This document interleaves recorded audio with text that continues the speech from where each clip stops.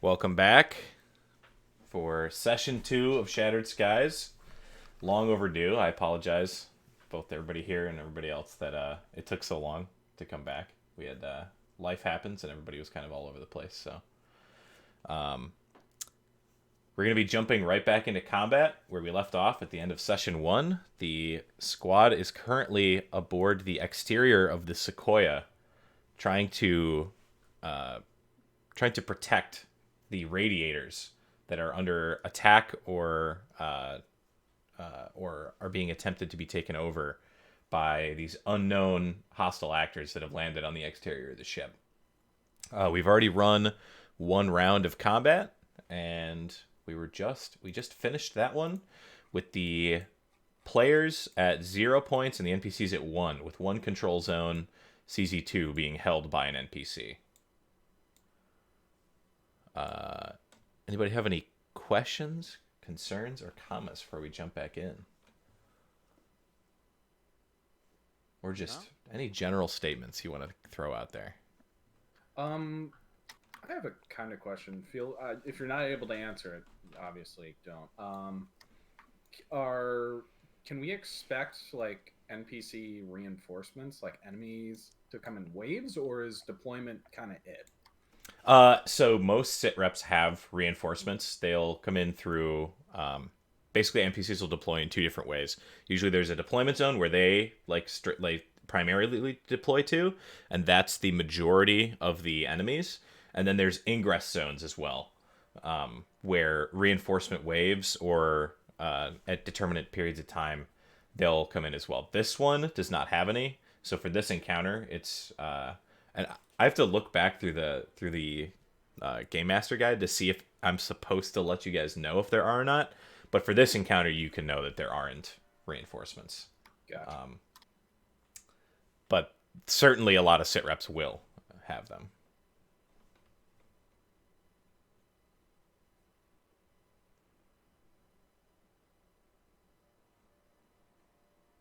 That's all I had. Okay.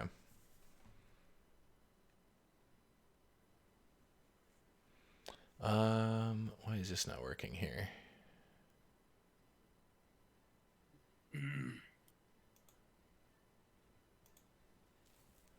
Hang on one sec.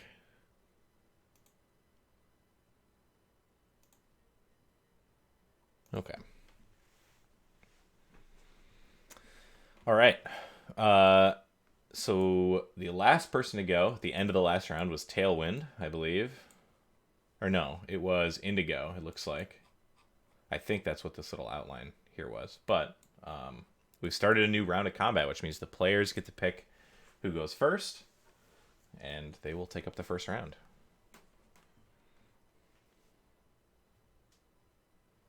I can go first and just kind of bludgeon this guy down here. Up to you guys, though. Remind me, what are those circles on the ground, areas of effect?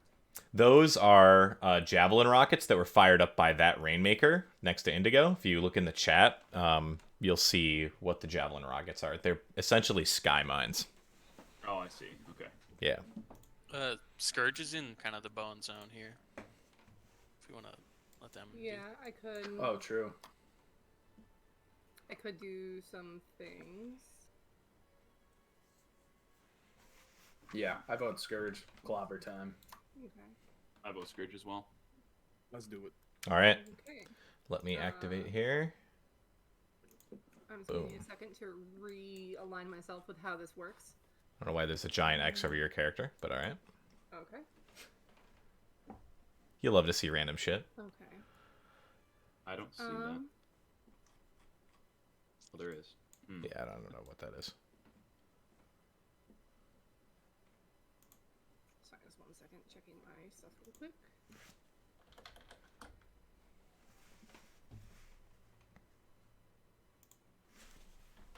Okay.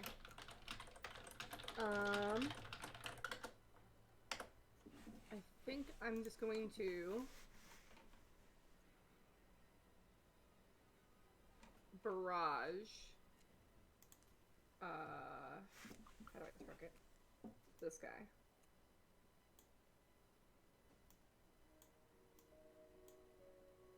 Um,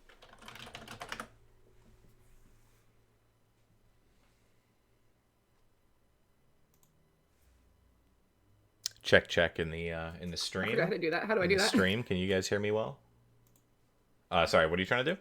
I'm gonna barrage this guy Barrage. So that's gonna with let you make yes, attack with 2 weapons, right? yes. Okay, so I'm gonna hit with my heavy melee weapon. Okay. Do I just click the dice next to it, or because I don't have that drop down that I had last time? You don't. It Yeah, should her little be quick bar isn't there. if you click your mech. Yeah, it shows up if you click your mech. Yeah, it's whatever you have okay, selected. Never mind. Okay. So weapons. Okay, and I just hit roll, correct? Do I have any negatives, anything? For this, you are engaged because you're doing melee. I don't think it matters. Okay. Can look at the status here real quick, but yeah. Oof. Rip. Well. Okay. Well, also, it lets me. I have an ability that lets me do a backswing cut with my heavy melee weapon on a different character. So I'm gonna hit the other character. Actually, is it only one person? Never mind. The upswing. So For the yeah, never mind. I can't. Nope, never mind. I can't. So that misses. So then you I'm have to gonna hit, also yeah. attack with. Yeah, so that misses. So then I'm gonna attack with my. What one is it? Sorry, 1 second. Okay, my tactical knife. All right. Nice. For 2 kinetic. Okay. And you're targeting this guy here. Yep. Okay. So he goes down by 2.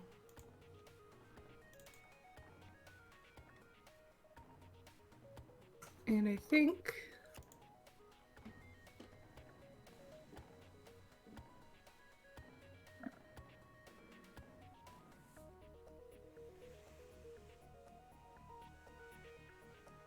I think I'm just gonna stay here. I'm not gonna move. So I think that'll be it. Okay, you're just staying where you are. Mm-hmm. All right. That will take us off of Scourge.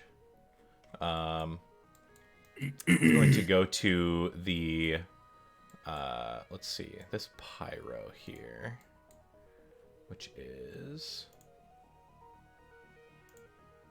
I believe this one. Yeah, this one right here, north of Toolbox. Going to move a few. Let's see their move here.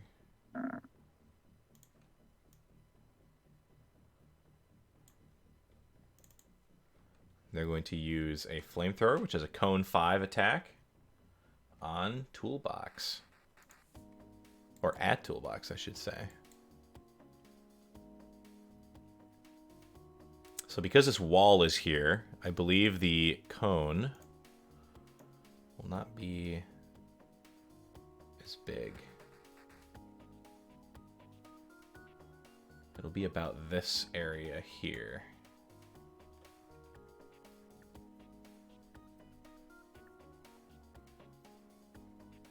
Actually, it'll be, because it's a 5. It's not going to go beyond this wall, but this is what it would be. Let's see, 1, 2, 3, 4, 5, like that, I believe. Something like that. 1, 2, 3, 4, 5. So, as they make that attack, I'm going to target you.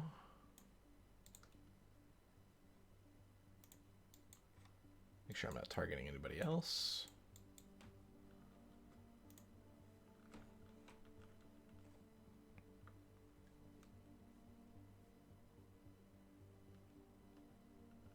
And you would have no cover from this attack because he's on the same side of the wall as you.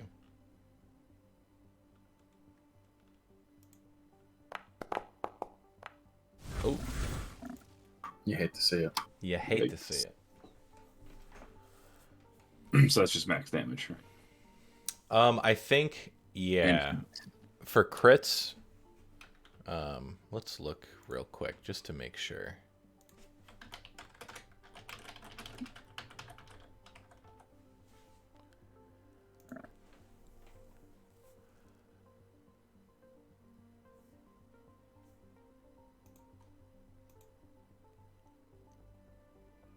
So yeah, crits they roll twice, and you take the highest of the damage. But because it's an NPC, they can't crit. Basically, they have static damage. So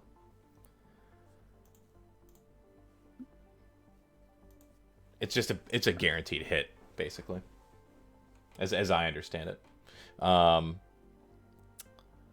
right, so you take 3 burn damage. So go ahead and mark that if you haven't already.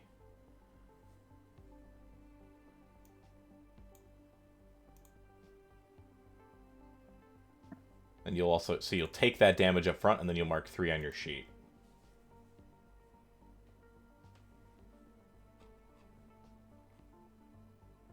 Okay, 3 damage, and then 3 in the burn.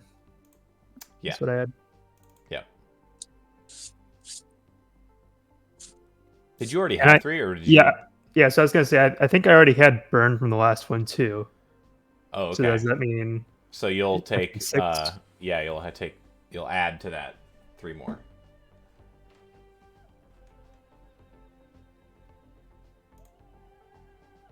Is it not doubled? It would go up to 6, yeah. Okay. The effect says that it does double burn to characters that already have burn, is what I was wondering. Let's see. Ooh. Oh, this weapon. Oh shit. It does. So A lot you of are damage. correct. So you would take 6 from this. Yikes. Okay. Kudos to rules luring yourself into more damage. Now, you've built yourself some good karma. Good karma's awaiting you down the line. In the form of javelin missile strikes. Yeah, right. Yeah, so, yeah, you'll take 6 from that, and you'll add 6, which would bring you to 9. Okay, so it's 6 damage as well. Yeah, so when you take burn, no matter what the amount that's total is dealt to you, that's what you take right away, and then you add that amount to your sheet as well. Gotcha. All right, we got to get this guy the hell out of Dodge.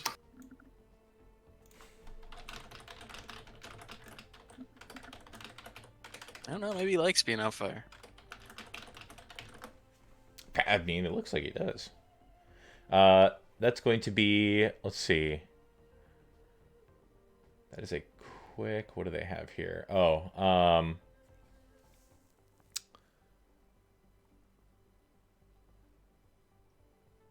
think they can also use this as a, because that would be their quick that they would have used. So they have a quick left.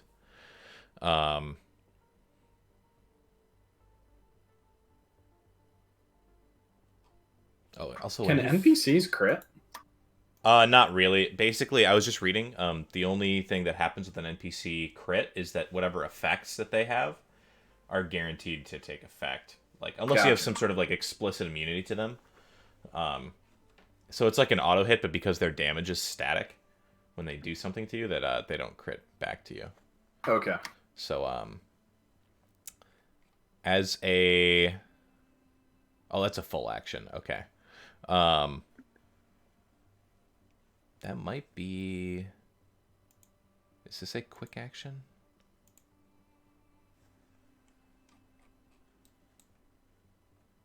I'm trying to see what action cost this is. I think it's just a system. It says shield. Hang on one sec.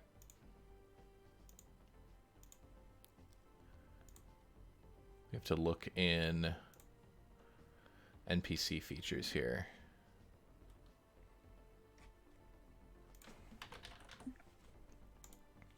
It is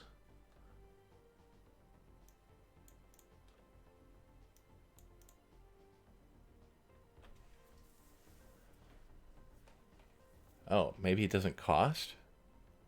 Here, I'll post this. Maybe... I'm not seeing a cost for this.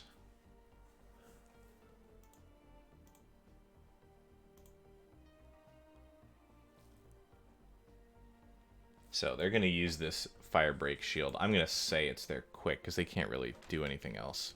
They have a quick left. One space adjacent, so it's similar to the other one. We're going to do this. There's my line. 4 spaces high. Line 4. Okay. Oh, that is a cone.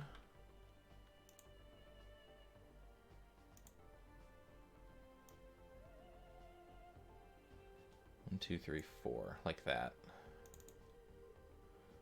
We'll make this red so you know it's a bad time. That is the fire break shield that they have raised up here. Similar to the one over on the west side of the battlefield here, has one as well.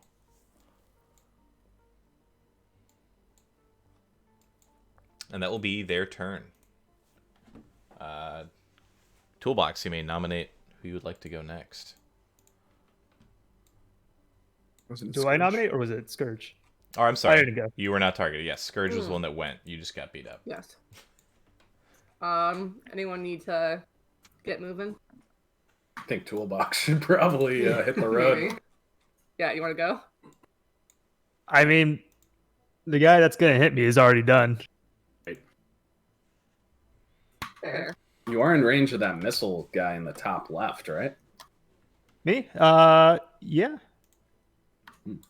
I mean, I can hit that guy too. We need to get moving into that zone 2. Yeah, I mean, I can go. Yeah, if you want to go, if no one else Nobody else wants to do anything, then All right. Sounds like Toolbox, you're up. All right, how much? I forget the rule on the wall again. How much distance total is it from here to like get into that zone? Accounting for climbing the To wall? cross the wall is going to be, I believe it was 2 up and 2 down. So it's going to be an extra, like 2 spaces of movement to get across.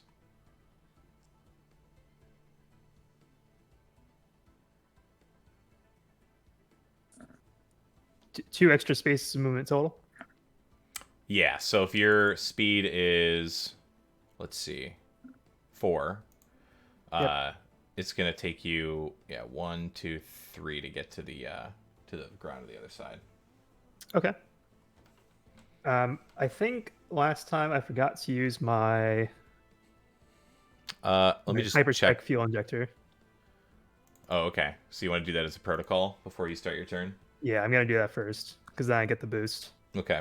So let's see. There is an effect for that. There it is. For the burn damage, when you have it, you already took the burn damage, but then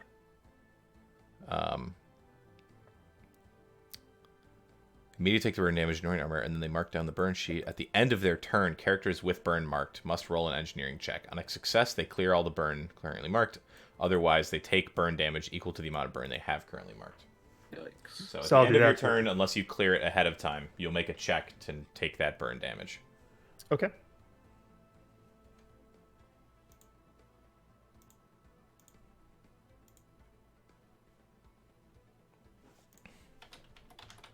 All right. Well, I'm gonna get out of here and move up into that zone. Okay.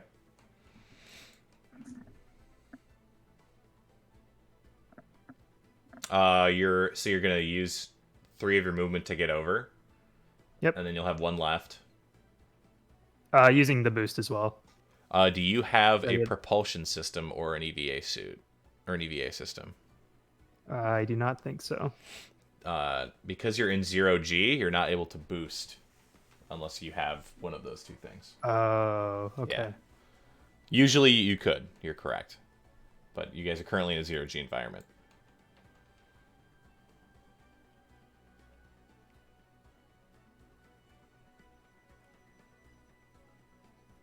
In that case, I'm gonna shoot the guy right behind me first.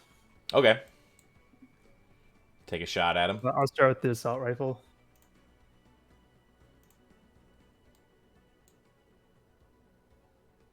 You get rid of this cone template, I guess.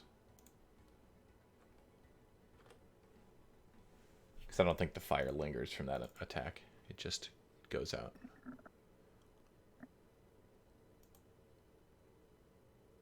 And I've got accuracy +1 from that power up. Okay. Nice. And just so you know, those core bonuses are only available once per long not long rest, full repair. Gotcha. Okay, Nice. yeah, 19 will hit. 6 So damage. for 6 kinetic. Okay. Oh, that's right. I need to do armor reduction here. So, okay. So he takes damage from that. I need to go to this other pyro that took it as well. When, what's it called here? When Scourge made their attack, they did. So the tactical knife attack actually that Scourge made would not have gotten through the armor of the pyro. I forgot to apply the armor to this thing. Okay. They're pretty beefy. Okay, sorry, go ahead. All right, and then I'll just attack again with the other weapon. It's the mortar. Same guy. Same guy. All right.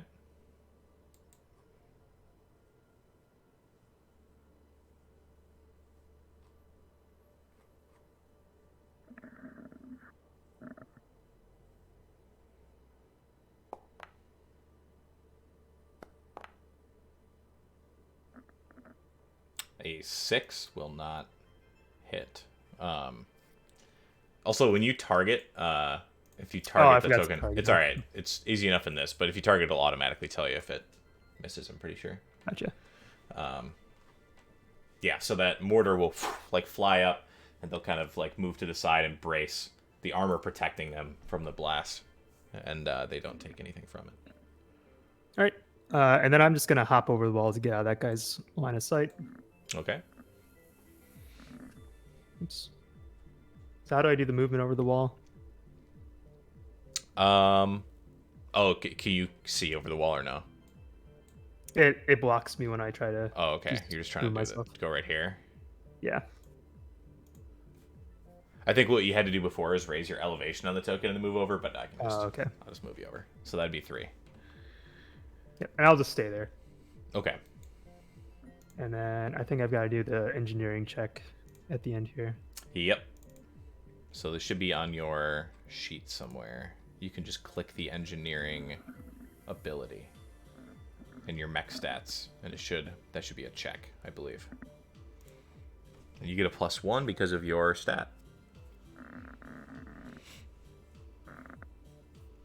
Does hyperspec give you anything for that? +1 accuracy on all attacks checks. So go ahead and add a d6 accuracy to I got a 20 already. Well, you could make it a 26. I could. But you succeed on that. So I'm pretty sure the burn clears. Just reading this. On a success, they clear all the burn currently marked. Otherwise, they take burn damage equal to the amount. So you clear that 9 off you. Whew. And you make it out of there with your skin still intact. All right, I think that's it for me. All right. It's going to be your turn. This is a dumb question. Yep, go ahead. You're in space. He wouldn't be on fire. That's not a question. Where's the question? Sorry. My question is, how to use flamethrowers in space? It has its own oxidizer. Yeah, I'm gel? sure it's some sort of fuel. It's got oxidizer in it. Okay. Fair enough. Good answer. Carry on. All right. We will go with the let's see. How about this Rainmaker over here? In the northwest corner of the field. Their movement is, let's see. Okay.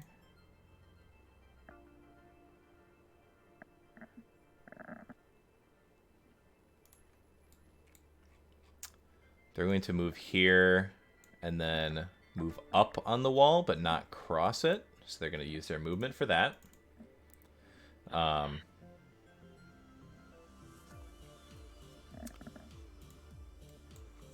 And then they are going to target... What's the range on this? Pretty good.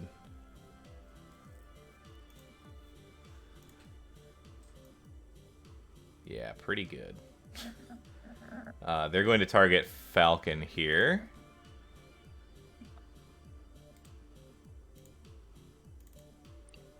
They're going to make a missile pod attack against them.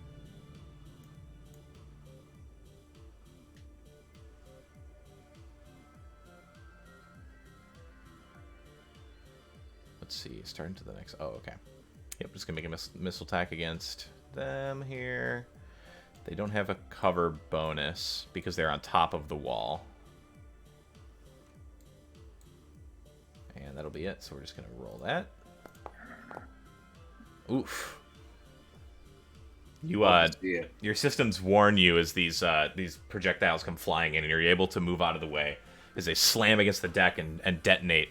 But if you remember, looking down towards the hull, that the Sequoia's hull is incredibly thick, and while there are now blast holes and craters in the steel outside, that it would take a ludicrous amount of conventional munition to get through to the inside.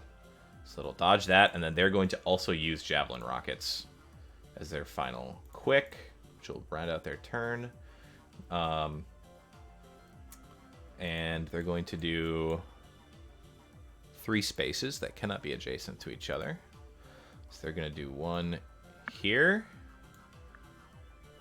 one here, and one here. Those are javelin rocket areas. That's going to be the Rainmaker's turn, which means now Toolbox does get to pick who goes next. Anybody want to go? I am right next to a cap point. Oh, you should go in there. All right. You think you got that guy? You're giving Strider the go? Yeah, I think I got that guy. All right. Sure. All right, Strider, you're up.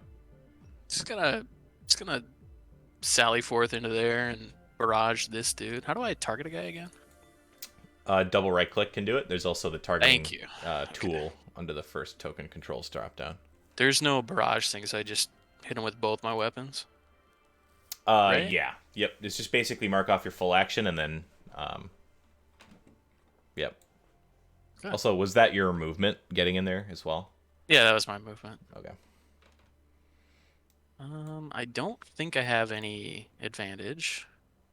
He doesn't have any cover from you, but I don't see any accuracy unless you have something on you that's going to give it to you. All right, I'll start with my thermal lance. That will be a hit for 4 energy. Okay. Okay, that automatically gave me the heat. Then I'll hit him with my thermal rifle. You're gonna overheat, dog. Oh. So you get to keep the higher of the 2. So it should automatically have done that for you. Yeah, if you click that formula, it'll show you the dice rolls.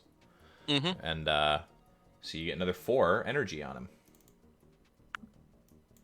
Reduced a little bit by armor, but not a whole lot. So that'll be there. Okay. Actually, the thermal rifle is armor piercing.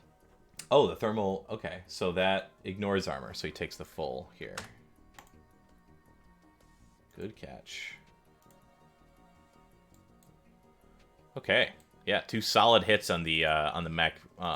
You can see some of the systems on the left side that were like feeding into the assault rifle. The ammo belt that goes to it are torn away and like drift off into space, disappearing into the darkness behind.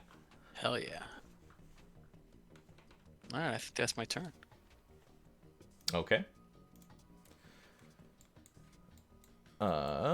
We will go to the pyro, or no, we'll go to the assault down by Scourge. Make sure I get the right one here. There we go.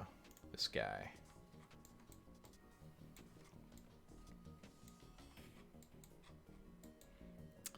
They are currently engaged. So they're going to gain rank discipline because they're next to the pyro, which gives them an accuracy on all attacks, checks, and saves, while adjacent to at least one allied character with the mech tag. And they're going to use a... Let's see. I'm going to open up my NPC actions here.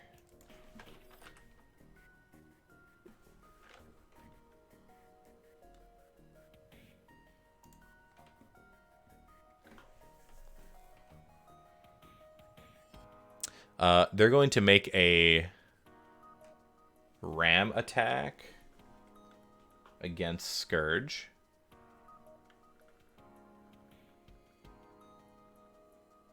Let's see. Adjacent to them, on a success, they knock their... Okay. So they make a melee attack against Scourge because they're going to ram them, try and push them backwards. So I just want to roll a normal... Yeah, here we go. Melee ranged basic attack. Oh, I still have Falcon targeted. No cover. And because it's a melee, I don't believe that's at inaccuracy because of engagement, but ranged is, I think.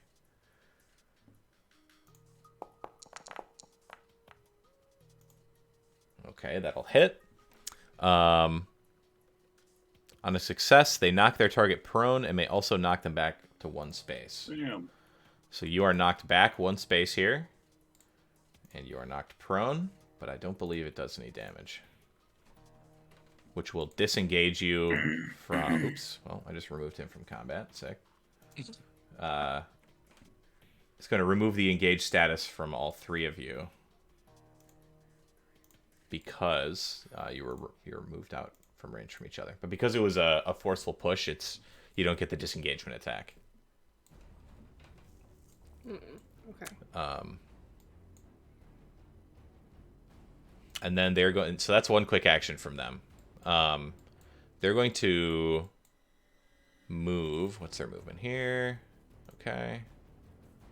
1, 2, 3. Here.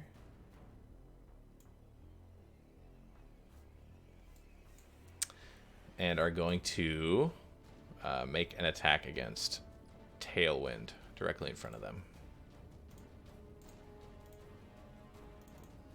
With the assault rifle.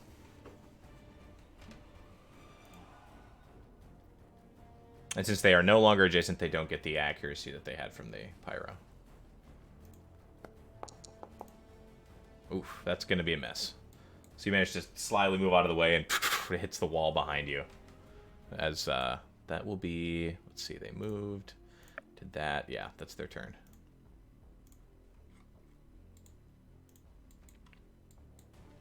Don't want to be a narc, but it does have reliable. Oh, it does. You're right. Sorry. It always does 2 damage. It always does 2 damage. I was just looking it up to make sure I wasn't misunderstanding it. I did literally read it and then just forgot between then and when I rolled the attack. Now I'm down to 0. So, if you're down at 0 HP... I'm going to...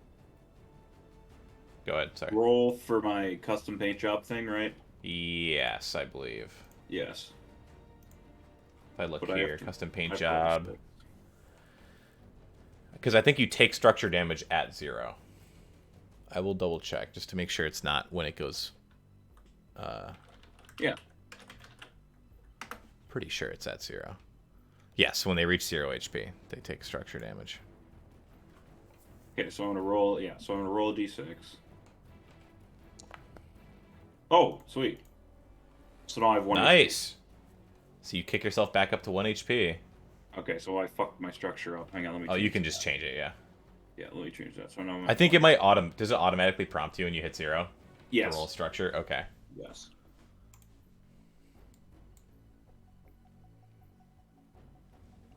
Nice.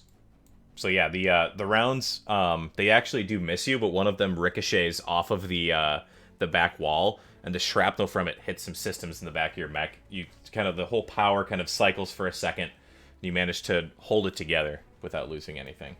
Do I still get the impaired condition or no? See what it says in the text chat? Oh, no, because you're not making a structure check because I'm pretty sure custom paint job kicks in beforehand. Yes. So when you take structured damage, roll a d6. You return to 1 HP and ignore the damage. The hint simply... Oh, yeah. Yeah, I would imagine that it's like reversing the effect. Right. Okay. Somebody can correct me otherwise, but yeah, we'll say for now you're not going to take it. Okay. Okay. So,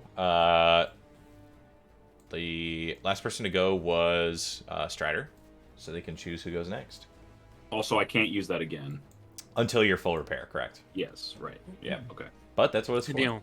Anyone have a plan? Get in the zones. Auto zones. I'm going to beat the crap out of this guy and probably come up and help you.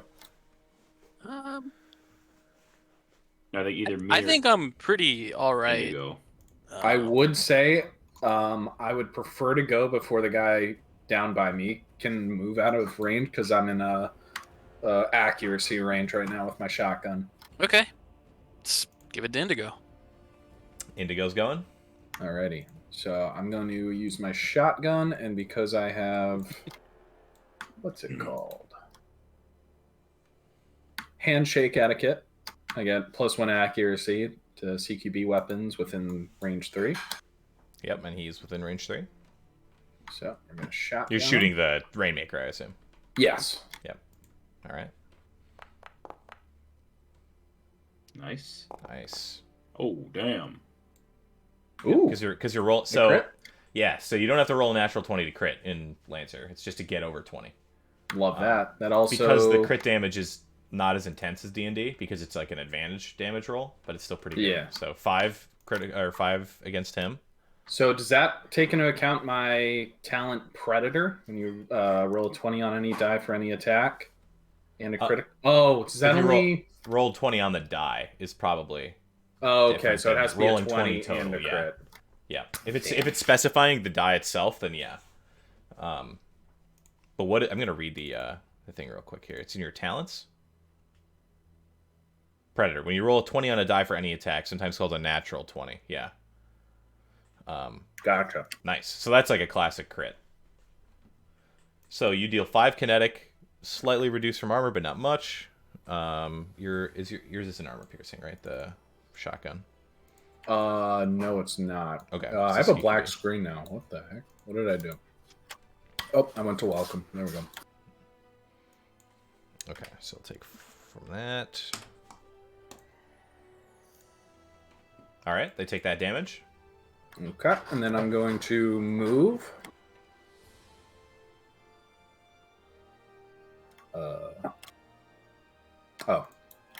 All right, we're going to move, and then we're going to do the second part of the attack. So I'm going So you're now to... engaged with them. Yep. I have soft cover right now because of Shield of Blades, just for reference. And I'm going to hit him with my heavy charge blade. Okay.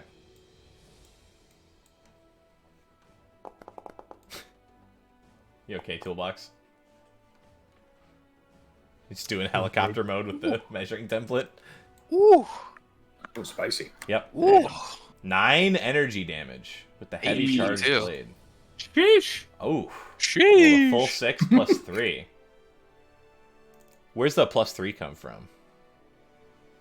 I don't know. Is that just the... Might just be the weapon. It's just 1d6. Oh, sorry, you're using your heavy charge blade. Yeah, that's from the weapon. Yeah. Yep, okay. I was looking at the shotgun. Damn. Okay. 9. Okay. So yeah, as you walk up, you said this was like a, what kind of sword was this that you have on the... I think it's more of a knife. Okay, like a giant, charged Basically, combat knife? yeah, kind of like a... I was thinking kind of like a plasma machete sort of thing. Okay. Yeah, you draw it from the back, throwing the shotgun around the back waist of the mech. With 2 hands, you cleave through the top of this Rainmaker, and the missile pods on the sides are just completely thrown astray, and you slice through it right through the cockpit, and the mech is destroyed Oh yeah. because First blood. First kill. Love it. they only have one struct. So if we do this, will that You put like actually? an exploded mech out there or no?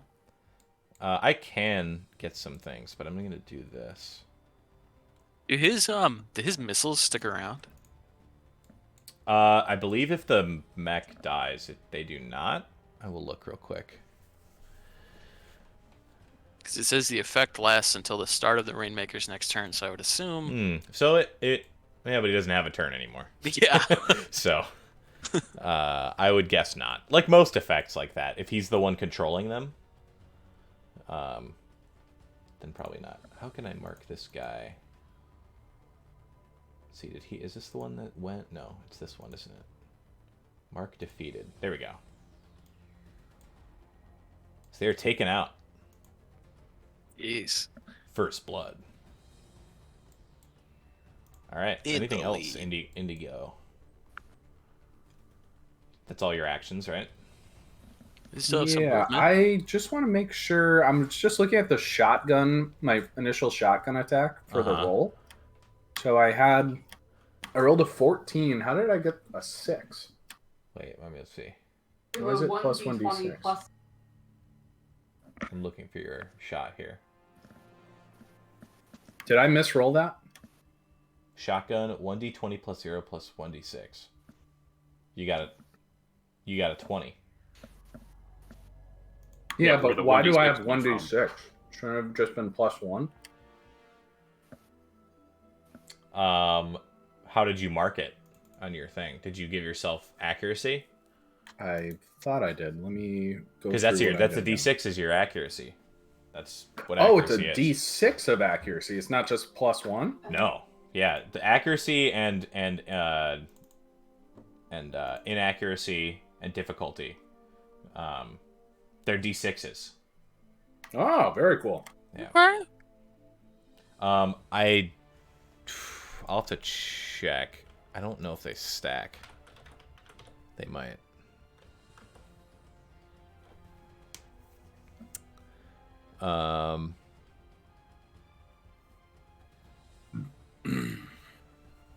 Oh yeah, so each point of accuracy they do stack adds 1d6 to a roll, but they cancel each other out 1-to-1. So. Mm-hmm. Cool. Yep. So they add d6s. They're just not like to your damage, so it's to get your hit up way higher. All right. Can I use the rest of my movement now, or am I Yep. done? You can Okay. So I use moved. what 2 to get here. Mm-hmm. So I have 2 more. Do you guys want me to start heading towards the other Rainmaker, or Strider? Do you need help up there, you think? I'm probably gonna take structure damage soon. Okay. There's let also me just the- head towards you because it's closest. Yeah, Yeah, It's could- also like after the we Rainbow clear is this, you toolbox. can head up to toolbox. yeah, I was gonna say Yeah. you could either come towards him or come towards me because I got Alright. 2 guys up here.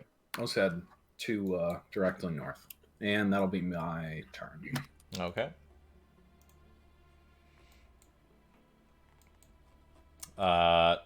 To pick the next NPC to go, it's going to be the Assault near Strider.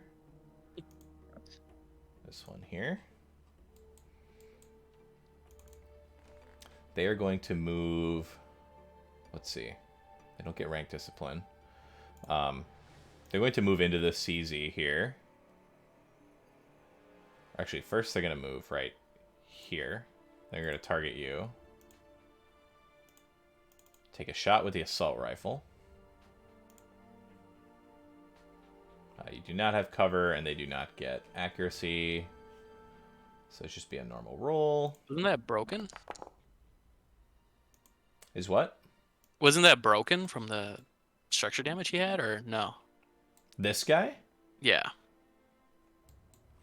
Oh, no, sorry. That was just like flavor. These guys only have okay. one structure. Yeah. They only Gotcha. have one structure. So when they take some mechs in the future and big boys will have multiple. Gotcha. But yeah, right, tier 1 NPC mechs have one structure, I'm pretty sure. So yeah, I should have been more specific that wasn't like a true system removal. So they miss, but they do deal the reliable 2 damage. So you will make a structure check, unless you have custom paint job, which you do, and I don't think you've used it yet. I have not. So go ahead and roll a d6 first to check that.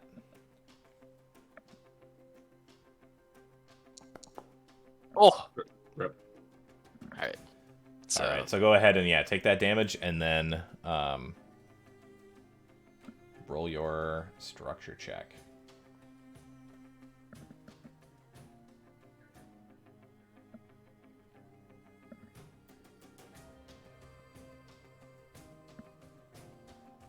for some reason, the structure thing is not letting me select my token.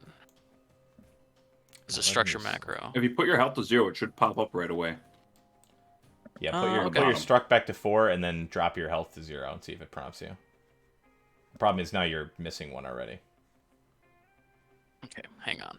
Let me, You're good.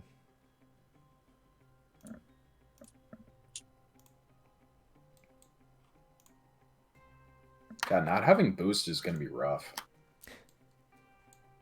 It's only in the 0G environments. I'm crying with my 4 movement. Okay, so 5. That is so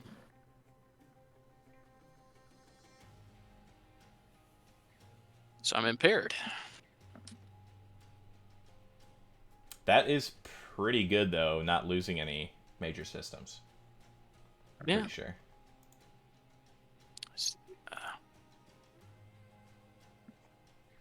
How long does impaired last? Until the end of your next turn. So I will, let's see. It's impaired. That's impaired. There we go. Oh, it looks like that link is broken to impaired.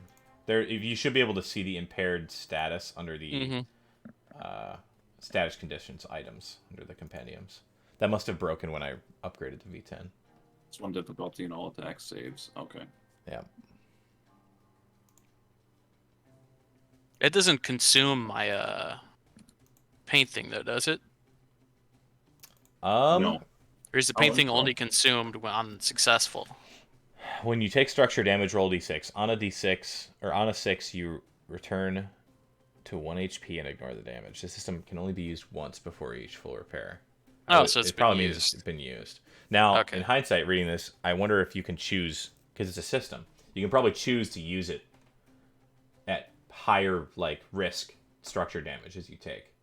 So you might next time you might be able to be like, oh, I'll take this one, I don't care, but the next one I'll use my custom paint job to try and prevent a worse status from coming out. I think I'm pretty good. Okay, so that's his assault rifle shot, and then he's going to move in 1. It's going to be his quick action, most of his movement. He's going to engage. Step in the ring. He's now contesting the control zone, by the way. Yep. And he's going to use his quick for a combat knife attack. Oh, we're engaged. That joke's Never gonna get old. It's gonna get a lot of mileage in this campaign. All right, yeah, no. I don't think your impaired thing gives him anything, so he's just gonna roll that, which is a hit for 4 kinetic damage. And that will be his turn. I believe Indigo was the last person to go. Yes. Let's see here. I Tailwind was or Red thinking Tailwind. Sorry, say again. I'm thinking you go next. Are you good with that? Yep. Yeah. All right, Let's go. Tailwind's up. Wait, the mech went. Okay. I'm going to scuttle over to here.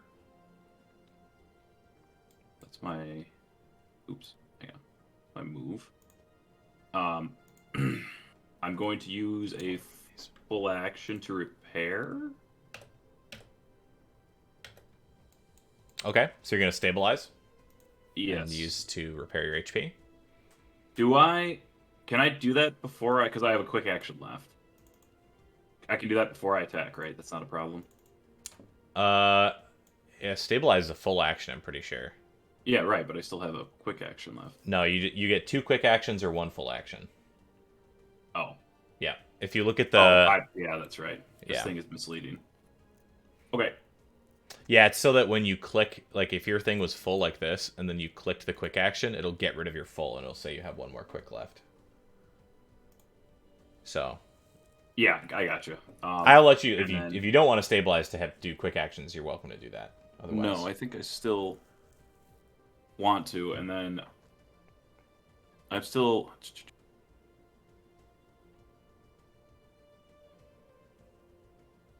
I am going to... I can still use my reaction, right?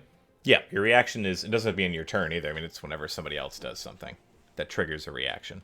Oh, so I don't have to, like, if I want to Overwatch, I don't have to prep that? I forget. Overwatch, I think, is a quick action. Let me It says look. it's a reaction. I think it activates on a reaction. Let me look, though.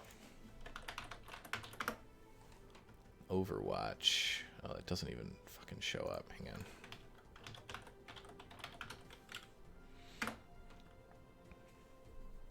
Reaction. Special actions. Each reaction brace in Overwatch or some systems.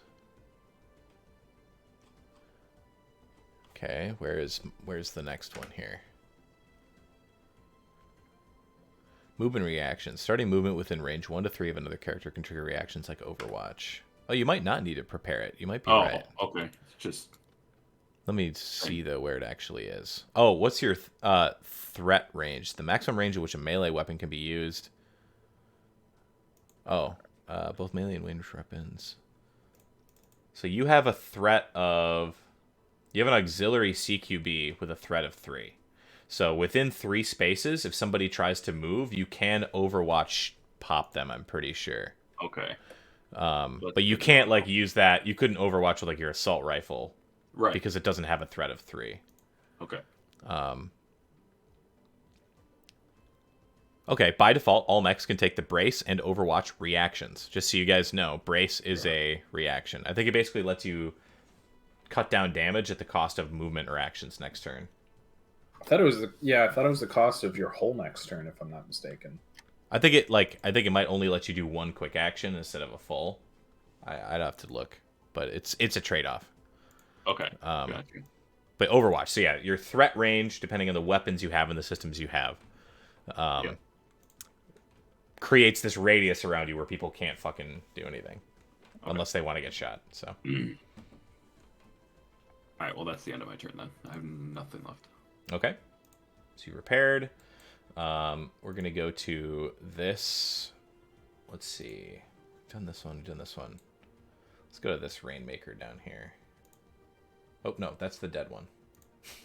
Not that one. This one. At the very south. They are going to move a little bit here to get a better angle. We're going to fire missile pods at Scourge, who is prone. And prone means what here? Attacks against prone targets receive +1 accuracy. Prone characters are slowed and count as moving in difficult terrain. Oh, so you can still move when you're prone. Interesting. You can remove prone by standing up instead of taking your standard move. Unless they're immobilized. Standing up doesn't count as movement. So don't trigger Overwatch to other effects. Okay. So they're going to get an accuracy on the shot because of the prone status. For the missile pod. 1 accuracy. I'm not targeting Strider still. I always manage to do that.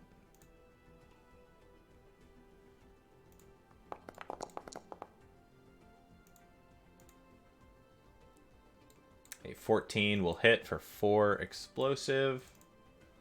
I think it's just a range 1, yeah. So go ahead and mark off 4 explosive damage on your mech. All right. And you are knocked back 1, I believe. Oh, they can target 1 to 3 characters at a time. That's right. But I don't know if anybody else is in range. We'll check real quick here. They are. So they're gonna do it against the other 2 here. As since I forgot, I'm gonna give you the advantage of having a second roll rolled against you, because it was my mistake to say that they should have been targeted originally. They will not get accuracy on these shots.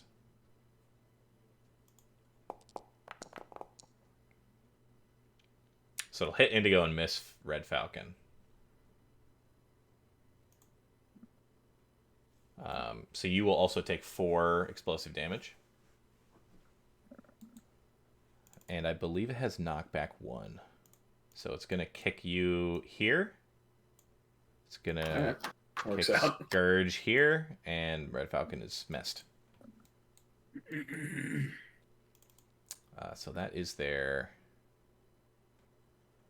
quick and their move. So they have a quick left.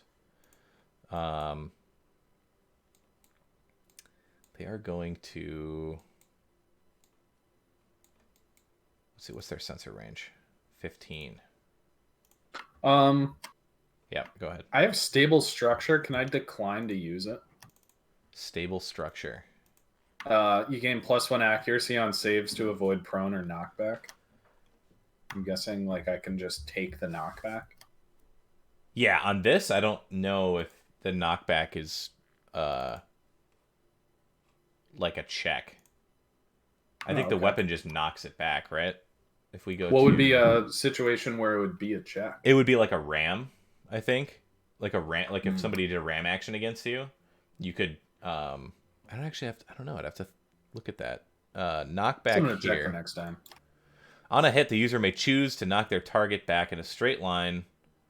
Yeah, it doesn't say that there's a check. So there's going to be some things that I think you have to save from. +1 accuracy on saves. So specifically if you're forced to make a save to get knocked back or made prone, then you get to use that against it.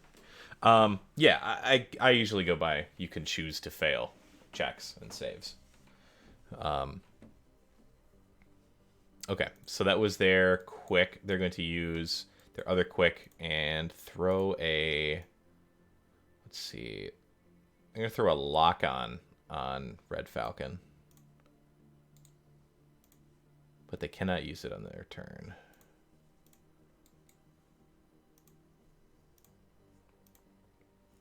And that will be it for them. Which will bring us to Red Falcon to follow out or fill out the player actions here. Okay. I'm going to move hopefully into the combat zone. I just gotta see if there's a wall in my way first.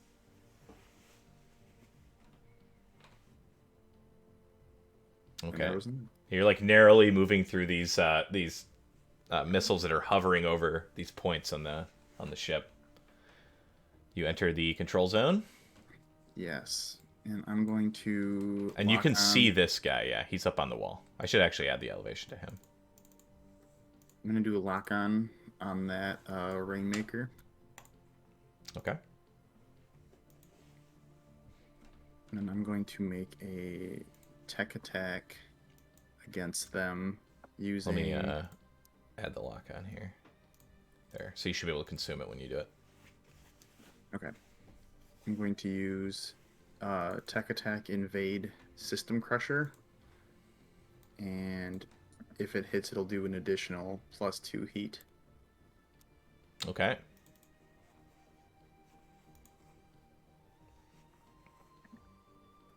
It's not letting me click it from my attack thing. In your sheet? Yeah. Well, let me roll on the system crusher piece unless that's like a broken macro or something. Let me see if I'm able to do it, then it shouldn't be. Yeah, it's not working from there. Try your hotbar thing. Would it be Mac wide area pulse system engineering? tech attack, basic tech attack. Is that what it is? It would be a form of tech attack, yeah. It just does a different effect instead of the default one. Yeah, so just try making a tech attack with the proper stuff you need for it. Should prompt you if you want to consume lock on.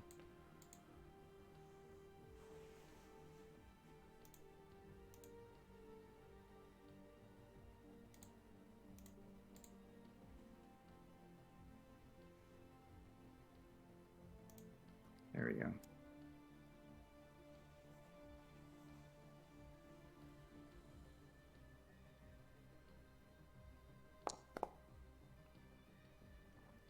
$13 will hit. Okay. So With the effects, let's see, can you post the... Oh, here it is. System Crusher. Your target takes an additional 2 heat for a total of 4 heat. And if this invade causes them to exceed their heat cap, they take 4 burn as well. and We used once per scene on each character. from my hacker background, they also take an additional +2 heat. Okay, so they take 6 heat total from that. Yeah. Did they take any burn damage immediately? No, No. it doesn't look like. Okay, but they take a significant amount of heat from that. And then, as part of the, by making a tech attack, I get access to data function, and I can scan them for free. Okay. Scan gives you... You get to pick something, right? Yes. Let's see. Compendium, Action Economy, Skirmish Grapple, Scan. You can ask for one of the following pieces: your target's weapon systems, full statistics, or one piece of hidden information, such as confidential cargo or data, current mission, identity of the pilot, and so on. And generic or public information about the target can be pulled, such as model number of a mech. Okay, is it possible to know what their heat cap is? Yeah, that would be under the whole systems, weapons, traits, stuff like that. Because I think you get the whole spread from that pick. Is your target's weapon systems and full statistics. So, Okay. Okay, well, me that'd be just- what I'd want to know. Okay. Would be that information. let me just send you this then. I'll figure out an easier way to do this next time, but you will just get this whole sheet, and I'll just send it to you in Discord.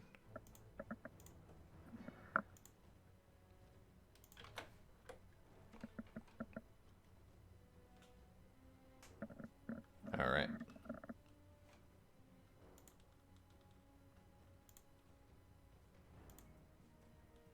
Okay. And then I'm going to overcharge and throw down a smoke. Let's see, which one do I want to use? It would be a smoke. Let's just do a smoke grenade. Okay.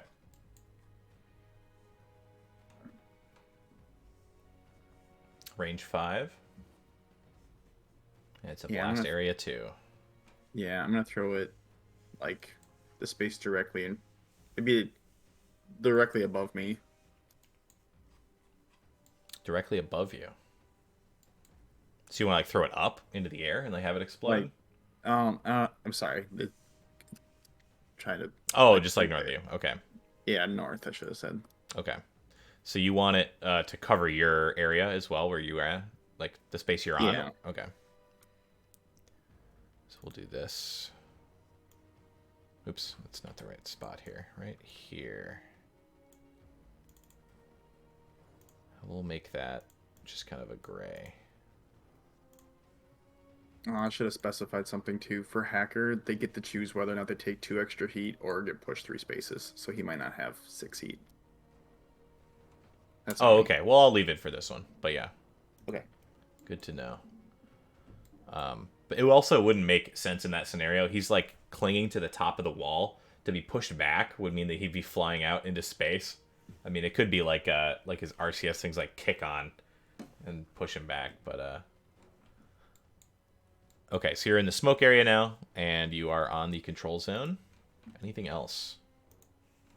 That should be it. I just gotta mark that I took 1 heat for overcharge. Yep.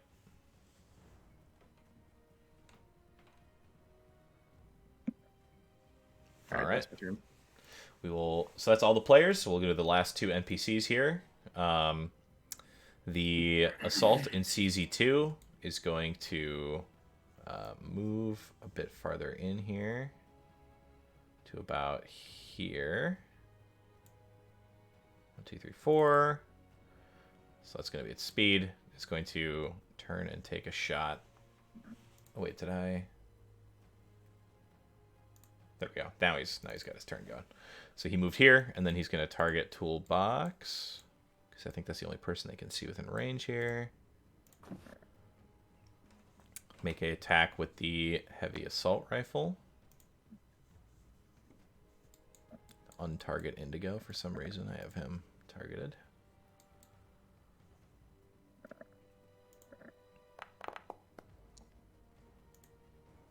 That'll hit for 6 kinetic. So it looks like you're going to be making a structure check.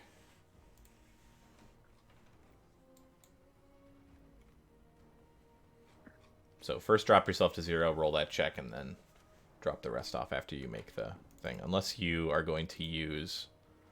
Oh, you don't have custom paint job. Nope. Okay. But you do have hyperspec active, which makes accuracy for your structure check. Okay, so I get plus. You get a plus 1d6. Right? Because it's attacks, checks, and saves. That's like everything. So. Okay, so the structured check is just a d6 on its own. So I do 2d6. I think so. That's actually a good question. Let's see.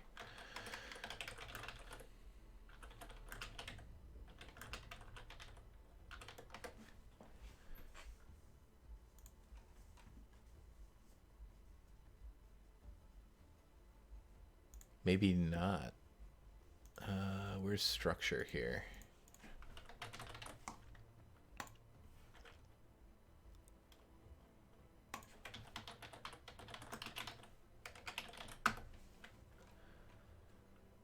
They lose structure. Receive a consequence based on the roll.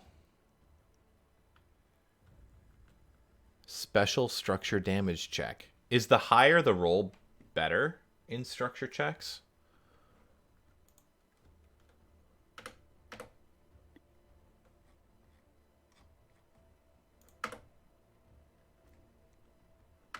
I'm looking for it right now.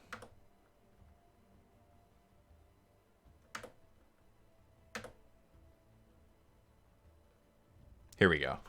Yeah, so higher is better. So because it is noted as a check, and that's part of your hyperspec thing, you get to add the d6 to it. So that's pretty good. Okay, it's not built in, so I'm just going to click that and then I'll roll. Yep. Well, I think that already passed, so I probably don't even need to bother, do I? No, because I don't think anything better than that's going to matter for this one. Okay. So you are impaired until the end of your next turn. Which I can add here. But that's it. And the impaired is just -1 accuracy, right? So it's pretty much going to cancel out your hyperspec for a turn. Gotcha. Okay, so that's his move and his shot, and then there's not really much else they can do here. Oh, they can he'll do a lock on, and that'll be his turn. And the last one is the Pyro by Scourge. The wall goes away here.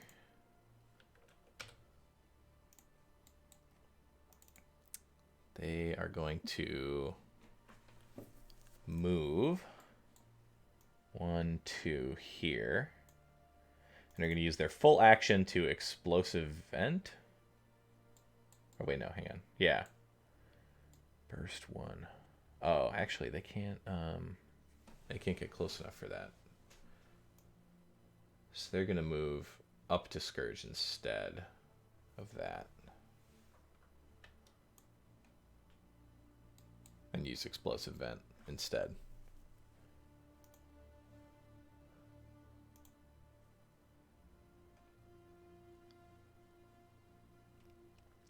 So, Pyro clears all heat, and the characters in Burst 1, which is all the adjacent spaces around the Pyro, must pass an agility save or take heat equal to half the amount cleared, and be knocked prone. You're already knocked prone,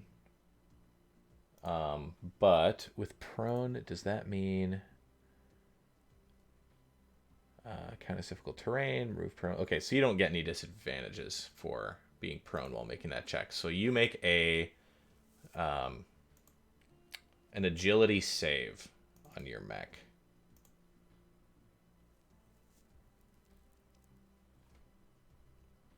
How do I do that again? So I'm pretty sure the agility score on your mech stats page for your character sheet is where you click, and then I don't know if you get any, and then any bonuses you might get for agility, but I don't know if you have a +1 for agility by base. But looking at your talent, doesn't look like any. So it's a regular roll. Yeah, plus here, well, it's automatically gonna add +1. Oof. So he's clearing 8 heat, and you're going to take 4 heat. So add 4 heat to your mech.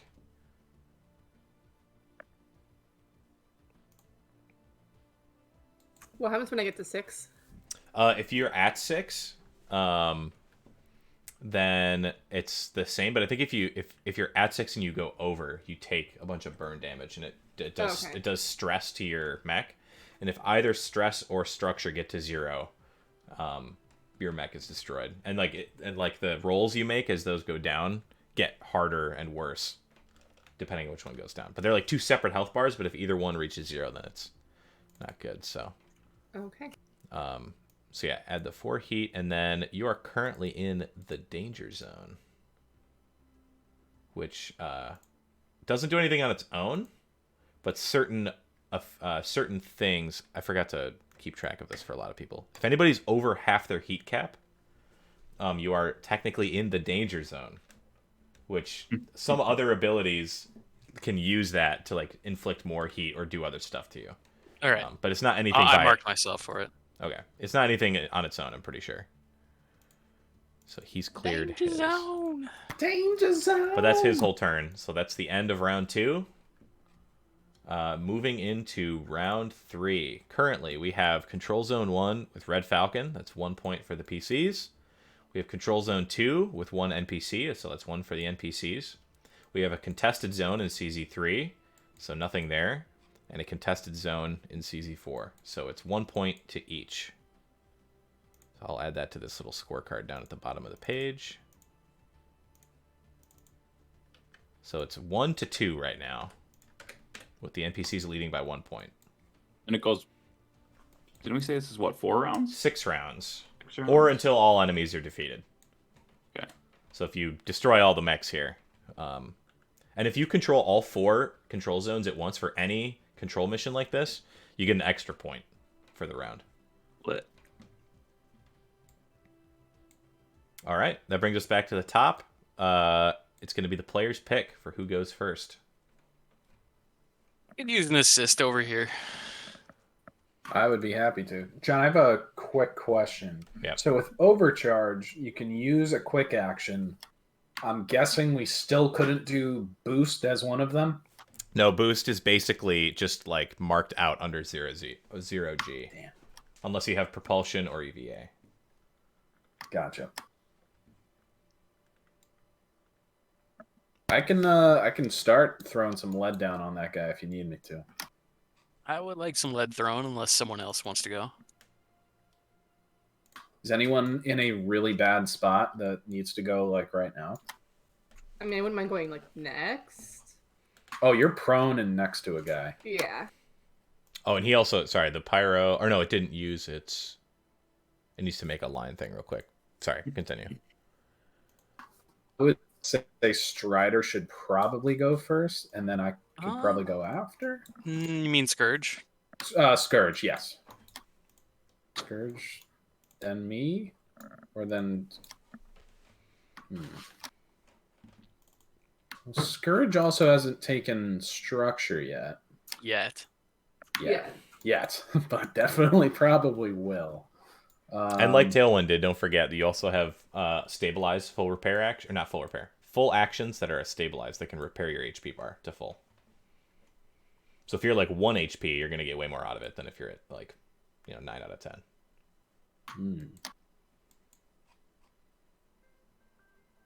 I don't know. What's everyone's opinions here?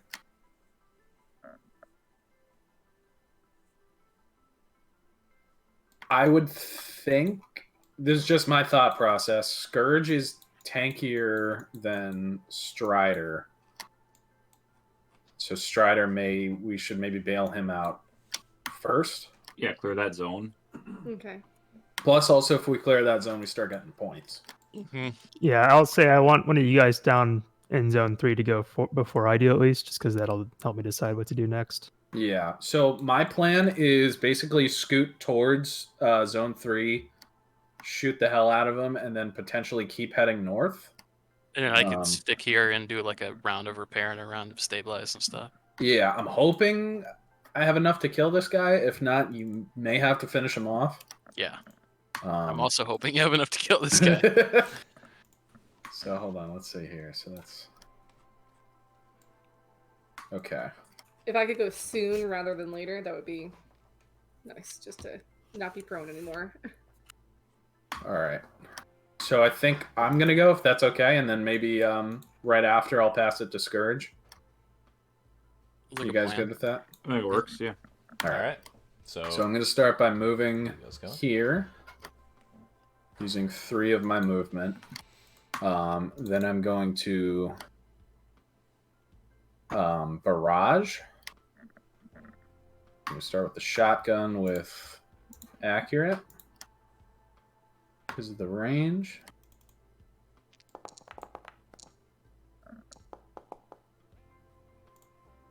Oof. Rip. Oh, you hit. That sucks. Tens a hit. But Yeah, but 1 damage. oof. wait, so the accuracy from from within- your Yeah, my talent. Yep. Handshake, whatever it's called. handshake etiquette. Yeah. And then I'm going to blast him with the assault rifle. So that's 1 kinetic. Okay, so that actually is shrugged off by the armor. Great. Love that.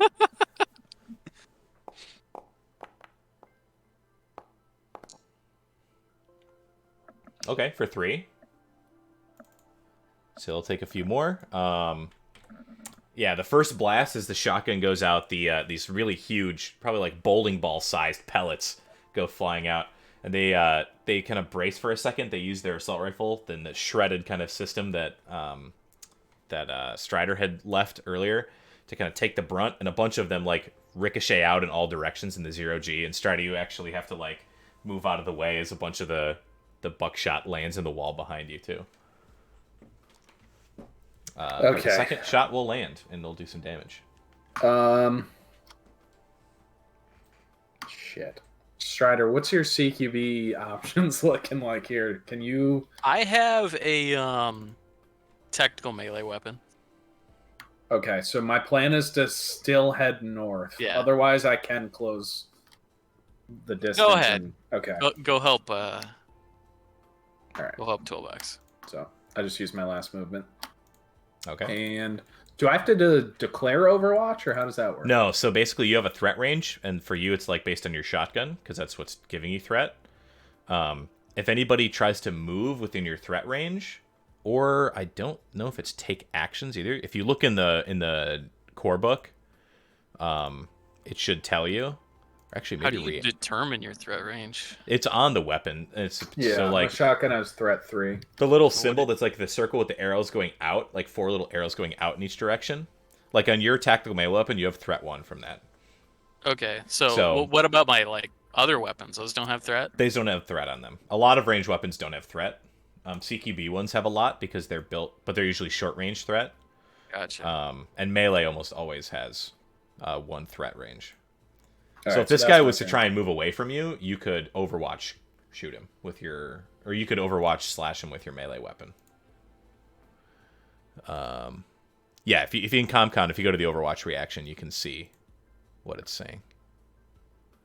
Oh, unless specified otherwise, all weapons default to 1 threat. Okay. So you could with a ranged weapon at 0.1, but yeah, I think But you would get probably have inaccuracy. disadvantage, right? Because Yeah. you're engaged. Yeah. Okay, so that's the end of your turn. Yep. Okay. Let's see. We're going to. I'm gonna double check again real quick. What is this? The NPC action list is different than what the PC action list is.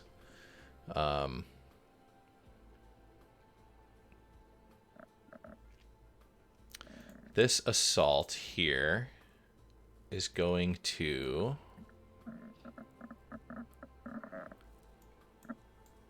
I think this one's going to go near toolbox. This one right here. So first he's going to consume the lock-on and make a assault rifle attack against you.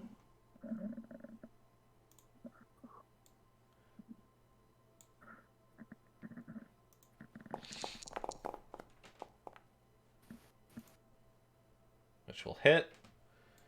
Luckily NPCs can't crit. And so you'll take 6 kinetic.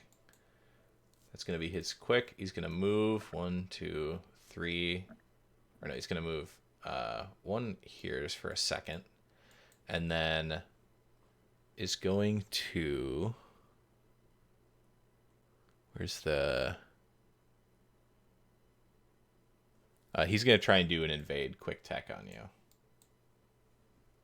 So just a basic quick attack. Doesn't have lock on anymore. Which will fail. He's going to finish his movement down here. Breaking line of sight. Cool. That'll be his turn. Indigo, you can pass it off to whoever you want. I'm going to send it to Scourge. All right. Scourge, Alrighty. you're up. Okay, so I'm prone. Prone. How do I not be prone? So you use your movement, I believe, to become not prone anymore. Let me just double check Okay, here. so Yeah, let's see. Characters can remove prone by standing up instead of taking their standard move. okay, so I stand up. All right. I get up! So you still have all your other stuff, just your movement's gone. Yeah.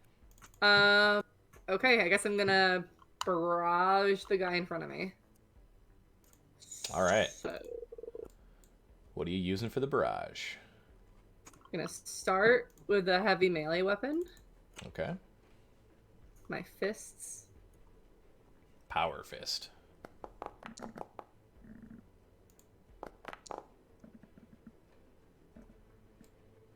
Oh, whoops! I didn't target Yeah, him. you didn't Whoops. target him. Let me check his evasion. That should hit. Yeah, for a melee attack, the 10 will hit. Okay. Their evasion is lower than that. So said 4 was the damage. 4 kinetic damage. Okay, so it is reduced by armor, but it does hit. Mm-hmm. Okay. And then I'm going to hit a second time, but with my melee weapon. Tactical melee weapon. Yes. All right. The other fist. Yes. Yes. The smaller fist. That one will miss. Damn. Let's see. You are still both engaged here. I should mark that again. I don't think it affects your turn. Okay. I think that's all I can really do. Okay. You still have your reaction. Just so you know, going forward the rest of the turn. Okay.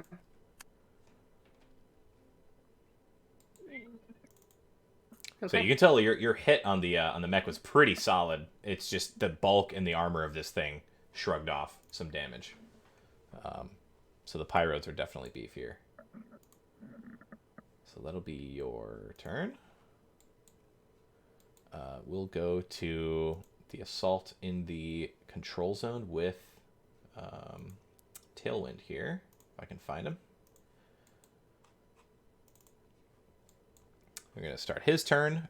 He's going to target you. Rude. Untarget toolbox. And is going to, take a few steps this way. Here. And take a shot. Just no cover, bad, just standard shot, it looks like. Yep.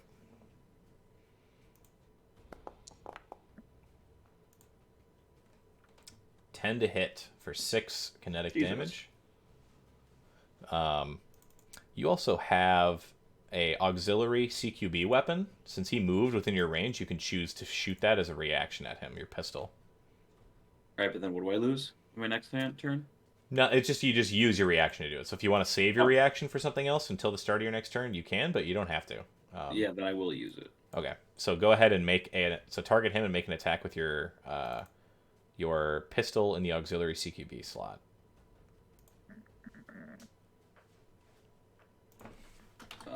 Which one is it? Which pistol is? Does it matter? Specifically the one that has the threat on it. So just the pistol you have, the normal one, the 5 range, 3 threat, 1d3 pistol. Oh, I see it. I got Yep. you. Okay. All right. Weapons, pistol. Nothing, no bonuses. Okay. I believe not. Yeah, for this shot. Hey, that'll hit for 2 kinetic. Whittling him down. All right, so he's used his quick action, and he's going to do an invade as well. An attempted tech attack against you.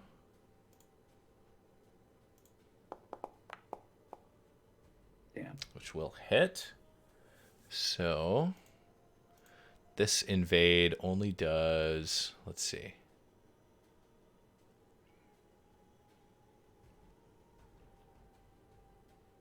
You take 2 heat, so add 2 heat to your mech, and then he's going to impair you.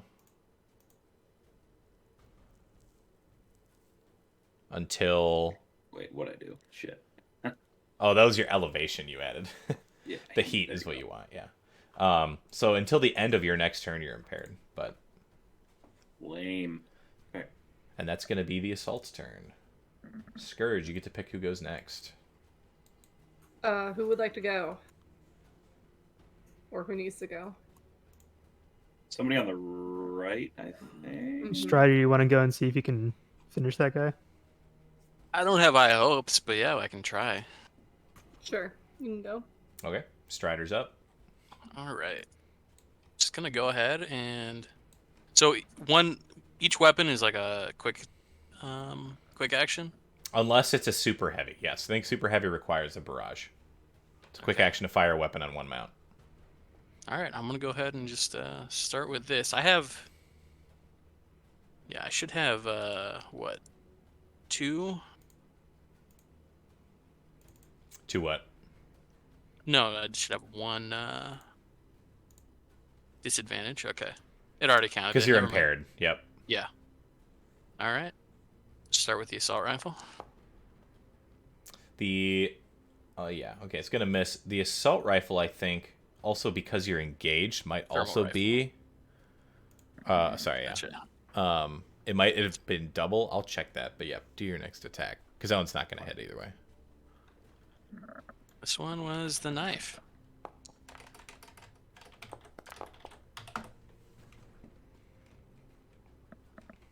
That'll definitely hit for 3 kinetic. All right, you shot with the thermal lance first. So No, the thermal rifle. Or thermal rifle. Okay, so you kind of like wheel the rifle out to one side, and as they dodge to the other, the knife extends on the side of your mech, and you drive it right through the fuselage of the center of the mech, and it's destroyed in front of you Thank God. by exactly the amount of HP it needed to be destroyed by.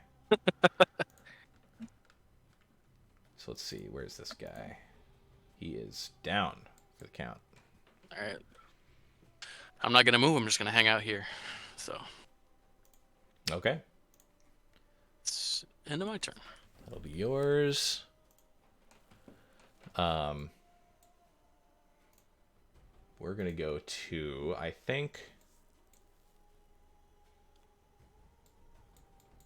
Where are we gonna go to next? We're gonna go to the pyro by near toolbox. If he doesn't have vision on him, they are going to. What are they gonna do? They can just move. I think that's all they can do. You're just gonna walk up to the wall, and yeah, because the wall is blocking their line of sight to you, and they can't explosive vent or anything through the wall. They're just gonna do that. That's gonna be his. He can't. This one can't boost, so that's his whole turn. So now you get to pick who goes next. Strider. Toolbox, you want to go? Sure. All right, toolbox is up. So with that pyro guy, did he just not have the movement to get over? Or is He just doesn't actually have the not able- movement. Okay. Yeah, they're pretty slow moving. I'm gonna start off with a mortar at that guy at the pyro. You would need. So I need to line like. of sight, I believe, right, for the mortar. Looking right now, it's arcing. It is an arcing. Does that not mean you need line of sight, though? Let me check. I think you might be right here. Arcing is... Don't require line of sight. So, yep, you're good. Okay. I'll take one shot with that.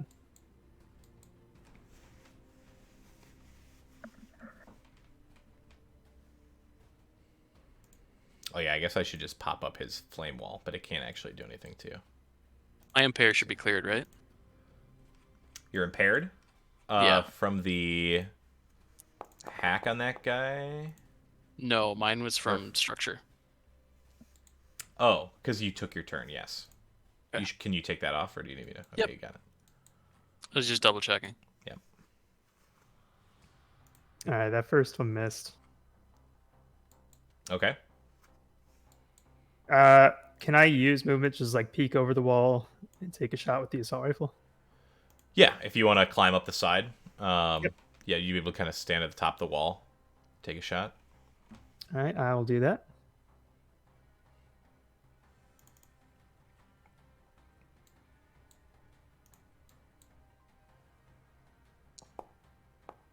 Oh, Oh, I thought that was Two the other ones one in a for a row? second. The double oof. still got reliable too, though. True. Okay. It is shrugged off by the armor. Oh, well, that's sad. So Alright, you I'm you gonna gotta use- peek up, you go, and it just like bounces off the armor, and the pyro just like looks up towards you. And are you dropping down to the bottom of the wall again? Yeah, I'm gonna use another movement Okay. to go back down, and Okay. then my last two movement. Oops. My last two movement, I'm just gonna kind of hug the wall over here, Okay. and I think that is everything I can do. Okay. That'll be you. We will go to the Rainmaker by Red Falcon. I think it's this one. Yeah. Okay, so when he starts his turn, I believe those missiles go away. It's the start of the next turn. They're atop the wall. You have soft cover right now, correct? Correct. From the smoke. So they're going to crawl along the top of this wall. 1, 2, 3, 4. So they're still standing atop it here.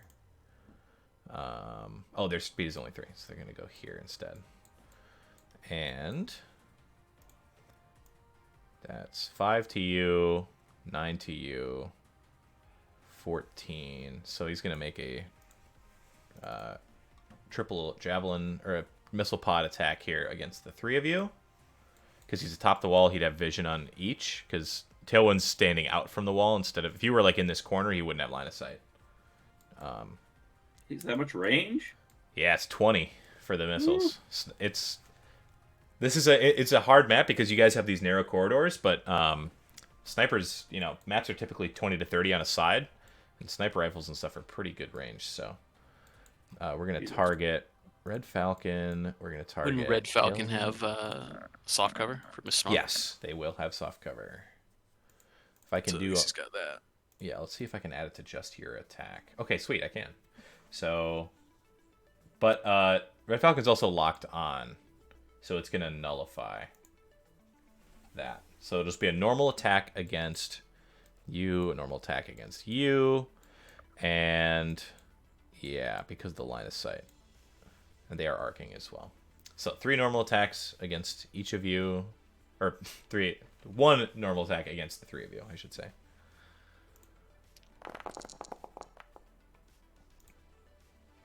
Rip. Looks like Scourge is missed, and Tailwind and Red Falcon both take 4 explosive damage. So go ahead and mark that off.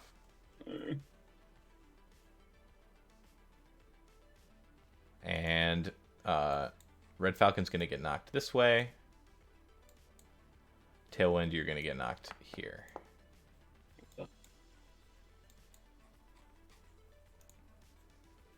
Looks like Falcon's taking a structure hit. Indeed. System trauma. You don't have custom paint job, do you? I do not. Okay. Roll a 1d6. So now that you know it's a system trauma, you roll another 1d6.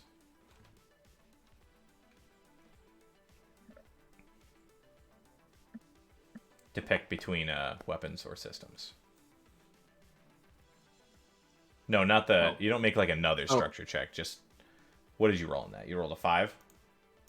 Yeah. Yeah, so you don't add the impaired. This is for... So the system trauma one's a little confusing. You roll a d6 to get system trauma. Then when you know you have system trauma, you roll another d6 to pick if it's going to be a weapon or system slot that's destroyed. So you rolled a 5 on that other d6. So it's going to be a system. So go ahead and pick a system on your mech that you want to have destroyed.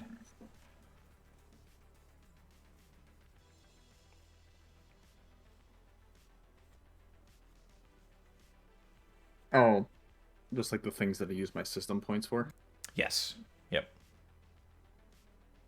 I'm going to say that my manipulators are gone. Okay. See, as the missile strikes down, the shrapnel blows the tiny little manipulators off the mech. They were exposed. They weren't in the combat position. And they are destroyed. So you can mark that on your sheet, I'm pretty sure. As destroyed. Yep. Yep. You got it.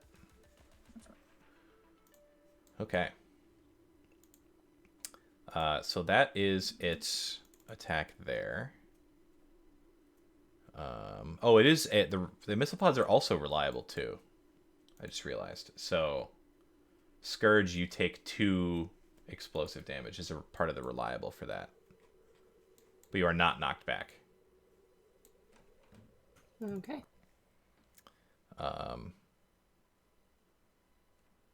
Okay, and then... Let's see. Oh, also... You were locked on, Falcon. You don't have any armor, right? No. Okay.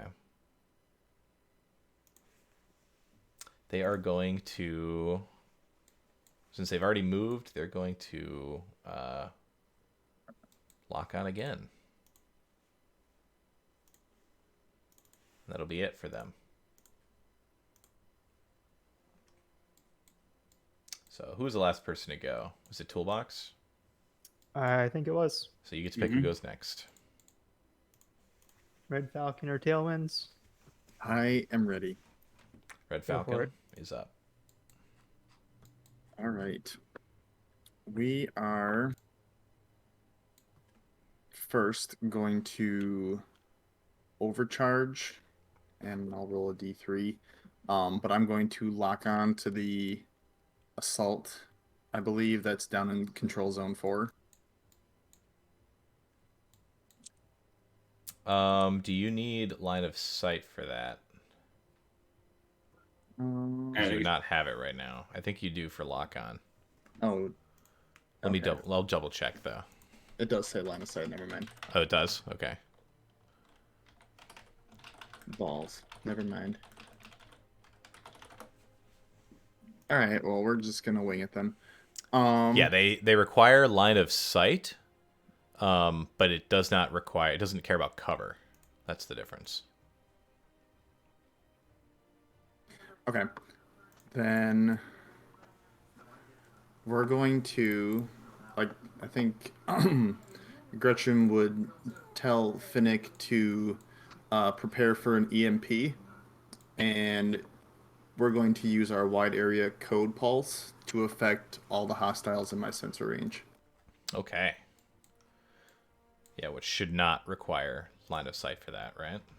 No, it ignores line of sight and invisibility. Okay. Where is... Oh, there it is. Wide area code pulse. Choose any number of hostile characters within sensor. Make a special invade tech attack against them, ignoring visible and line of sight. On hit, apply the effects that invade as normal. Nice. So it's a mass invade.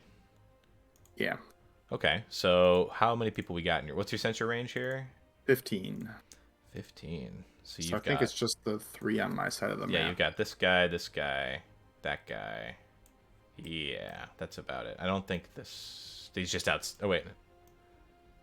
Yeah, he's just outside Yeah, it's of the range here.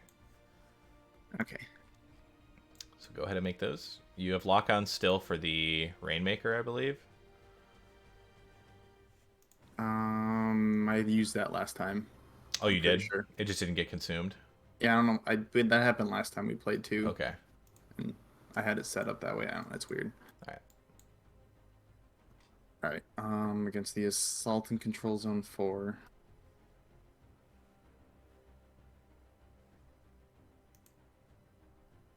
Sorry, 1 second.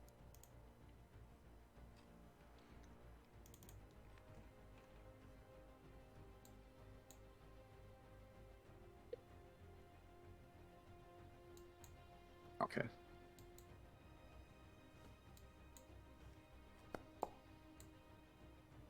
Oof. Damn. Okay, so Okay. the Assault shrugs off the tech attack. They are still impaired though. Okay, so they get impaired no matter what.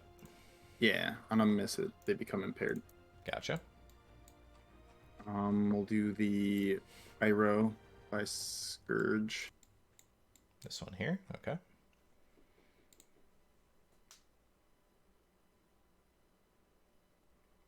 Oh, I see. On the miss, they get impaired. Okay, so this guy's also impaired. Ooh, getting some frame drops in Foundry. That can't be good.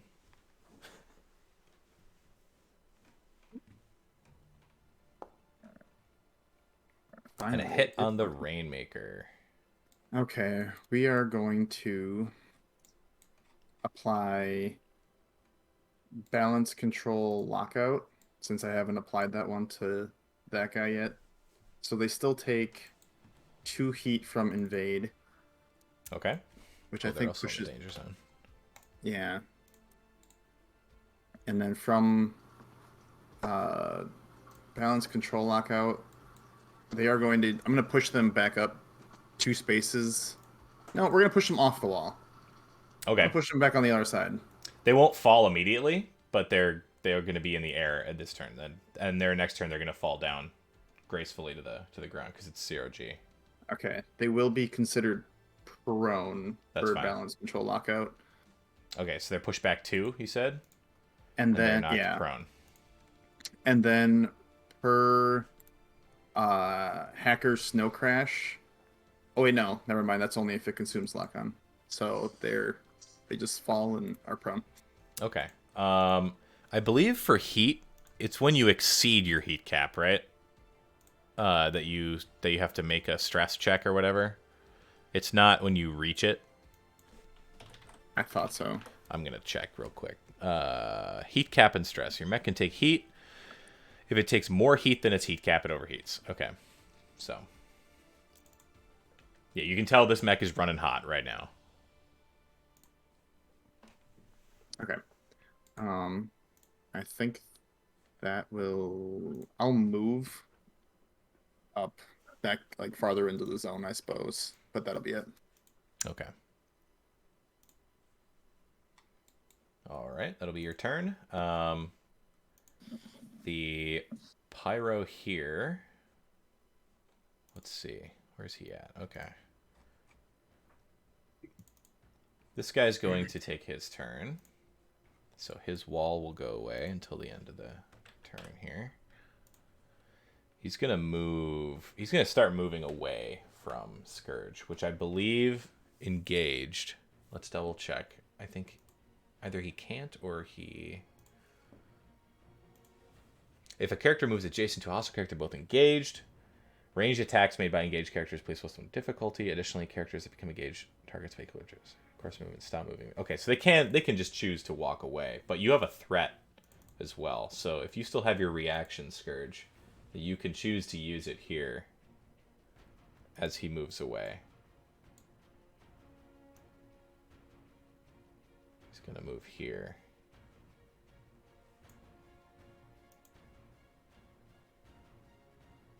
Which will break disengagement.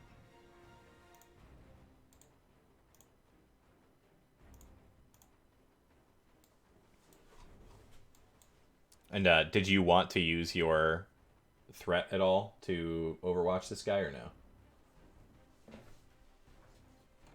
Sarah? Sorry, I stepped away for a second. What was that?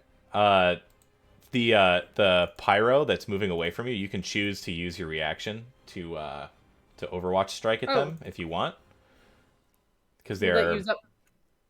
It'll just use your reaction. It'll just use my reaction. It won't use my next turn if I do that? Yeah, correct. Okay, yeah, sure, I'll attack him.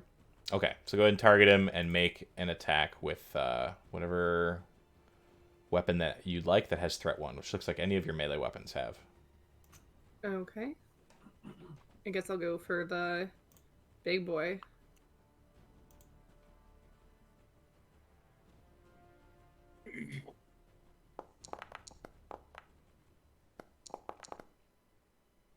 That'll hit.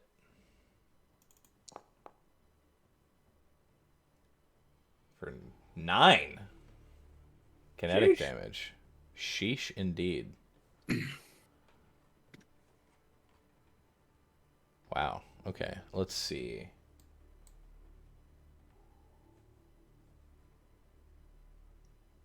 I think that might be enough here. Yeah. So as the pyro turns to move towards the control zone, they turn their back to you, and you see an exposed section on the back where the heat from the flame system is radiating. You make contact with the fist, and as you do, you see the mech kind of lurch forward a few spaces away from you, fall, and then like explode into a huge ball of fire on the ground. So they will be destroyed. Yes. That was a monstrous hit. What'd you roll in this? Oh, 5 and 3, not bad. Yeah. Okay.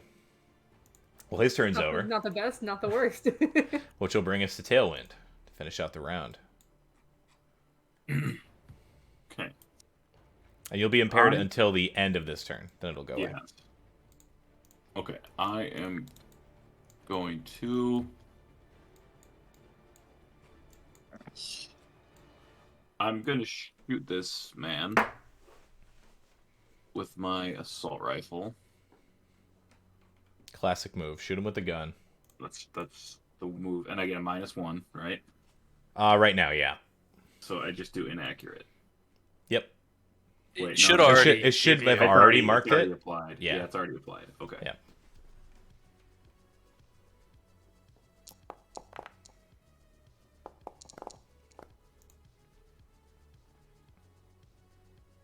Okay.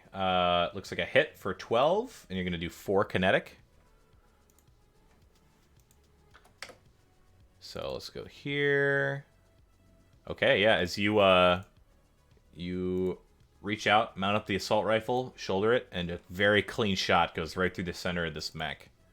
For 4 kinetic, we'll take it down. Okay, and then... So this guy's down. Oh, he's dead? He's dead. Oh, Let's see, where is he here? This guy. Bam. oh, I messed something up. Okay.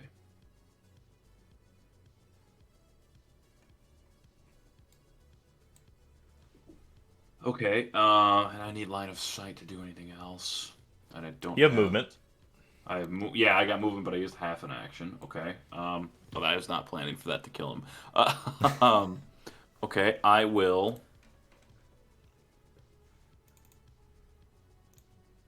I am going to. Damn, I can't. And I have to stay in the blue area to control this. If you want to get a point, yeah. You can also prepare, you can take a quick action and prepare. If you go to... this is NPCs. Where is it here? Mech combat. Quick combat reference. Let's see. Quick actions. Or is it a full action to prepare? No, it's a half. Where is it? I'm looking for it. I mean, it's on the right side of the screen, halfway down. Right side of the screen, halfway down. Where? I'm looking at CompCon. Oh. Gotcha. Yes, prepare. So you can basically take your prepared action as a... So you could like set up a weapon attack that would usually cost you a quick action. And it'll cost you your reaction and quick if it happens during the turn based on the trigger. But that way you can, if you want to be like, hey, if anybody, enters the control zone, I'm going to shoot them or something like that. All right. I'm going to move. Okay. Here for now, and then I think my sensors, is 10. Right? I'm going to bolster Scourge. Do I have to roll for that? No, I believe a bolster is just a benefit you can cast right out at him. So, Scourge is bolstered. Okay, and then do I roll heat then? Because it's the end of my turn? You still have burn on you? I have 2 heat. That doesn't not No, burn. but heat is different. So heat Got is it, like got it. it's kind of like your HP, but it goes the other way. Okay. Yeah, burn damage is thing gets applied at the end of your turn. Yep. Okay. So and your then my impairment turn. will go away as well at the end of your turn. Yep. All right, is that it? Yep, that's it. Okay, so that is the. We got one more here because most of the guys. This Rainmaker is the last one to go. Yes. His movement is 3, so they're gonna move 1 here, and then move 1 up on the wall here. So they're gonna use all their movement to get right here. Also, somebody's telling me that, just so you know, you didn't do this, but just so you know, if you guys ever prepare a quick action and you want to prepare a skirmish, because there's the rule where you can't take the same quick action twice on a turn. So if you already used a skirmish and you want to prepare another attack, you can't do a skirmish. You could prepare like a different, if you have something that wasn't under the skirmish options, like a tech or something. Actually, tech might also be under skirmish, but basically you could do something else. You could use like a I don't know, any of the other quick action options. Or if you didn't skirmish during your turn, you could prepare one later on. The skirmish is just a regular attack. Just a regular attack, yeah. Yeah. All right, so this guy's up on the wall. Let me just add his elevation here. I guess I should do +1 because +5 is by D&D rules here. We just did that to actually get him move around. Can you move him on the wall space or no? Can I move him on the wall space? Yeah, I'm very confused. Why is he not on the wall? Oh, because the hex grid doesn't line up perfectly to the Got it. wall. But he's on the top of the wall right now. They are going to, so that's their movement. They're going to use their quick to target. Let's see. Who do they have range on? Indigo is in range somehow. And because you're far enough away from the wall here, he would have line of sight on you. He would have line of sight on Tailwind, and he would have line of sight on Red Falcon with the soft cover. But Don't make me come over there. But he would not on Toolbox. 12 Toolbox is out turns. of range, so yeah. The soft cover would be gone. Oh, it's gone, unless it's a right. landmine. Oh, and you're okay. So it's not longer than that. Gotcha. Okay. So out of the 4, they're gonna pick Indigo. They're gonna pick Tailwind. They're gonna pick Falcon here. They're gonna make a missile pod attack against you guys. Bring it, nerd. Red Falcon is locked on by the other Rainmaker, so they're gonna consume that when they fire. Which will also give them Smart and Seeking and Armor Piercing for the shot. I don't know if that's gonna affect anything though. Smart and Seeking, I think, just means that. Or no, Smart rounds are against your E defense instead, right? What's your E defense? 11 compared to your 9 evasion. Interesting. So this might actually be to your benefit that he's consuming lock on. We'll see. Those 3, all right.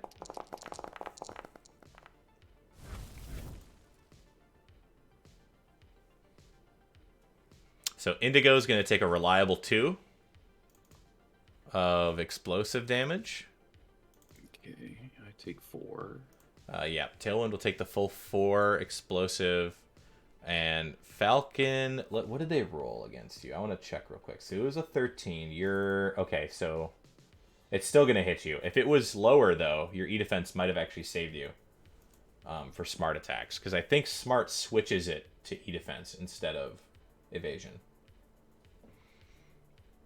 But you'll take the full 4 as well. So make sure to mark those off on your sheets. And then Indigo got the reliable, so he doesn't get pushed. But but Tailwind does, so you're going to get pushed 1 this way.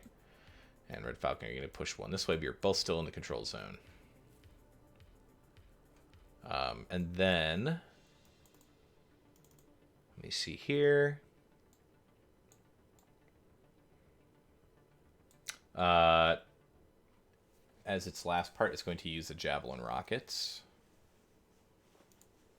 It's going to cast up 3 of those.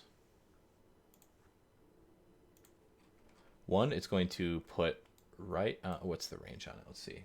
Within range 20. So it's actually going to put a rocket on each of you here. Moves through. Starts their turn in. Wait, can I don't know if I can actually pick it with where somebody actually is. 3 range spaces, line of sight, range 20. They're not adjacent to each other. All characters know which space has been chosen. Rainmaker fires a volley. The next time a hostile character moves through, starts their turn in, or passes above one of the chosen spaces, no more than 10 spaces up, they are hit by the rocket. But it seems like they're kind of dooming you to get hit by the rocket if they put it right on your space. But maybe that's intentional. Rip. 3 free spaces. Oh, free spaces. That's the key. Okay, so it can't put it right where you are. So it's going to put 1 here. It's going to put 1 here. And let's just see. Let's just see how far. Oh, yeah. He'll put 1 here. Oh, that's the wrong spot. Here. And that'll be the Rainmaker's turn, which will be the end of the round. Moving into round 4. Control Zone 1 has Red Falcon. That's 1 for the players. Control Zone 2 has an NPC Assault. That's 1 for the NPCs. And both Control Zone 3 and 4 are held by the players. So that is 3 points for the players and 1 for the NPCs. Which, if I edit this... In the lead. Yep. Gained the lead. So now it's 4-3. Players advantage. All right. So starting round 4 of the combat, the players are in the lead with 4 points. NPCs at 3, and they are dropping by the minute as the players clear them out. So players get to pick who goes first for this round. I'll go last. I don't have. I would say I should probably not go. Actually, John, is this guy right here? Is he up on the wall? Which guy? He's not up yet. This guy? No, he is not. He's on the other side of the wall on the ground. Okay. I would say I should not go early because I have nothing to do. I wouldn't mind going first, Sounds good. No objections. so I don't get shot twice more. Go get him, Tiger. Sounds like toolbox is up. All right, we're gonna try that mortar thing again on the flamethrower guy. You're doing mortar and the flamethrower. Got it. Yep. To answer the question in chat, Macedon is Am I? his connection to this is unknown. I'm not impaired right anymore, now. right? The impairment was from your structure damage, correct? Yeah. And was that between? I think That it was- affected me last round. Oh, it did affect you last round. Then yeah, it would Yeah. not anymore. It would have been the end of that turn. It should have come off. Okay. The connection to Macedon is oh, I'm sorry. Yes, you're right. Here we go. Connection to Macedon is unknown, but he did give How an do I take ominous that off? message before. On your assign status effects here thing, when you can I think it's right click your token on the right side, that assign status effects thing, it should be in there for impairment. Should be right near the top. Second row, third to the right. Ah, I see it. Thanks.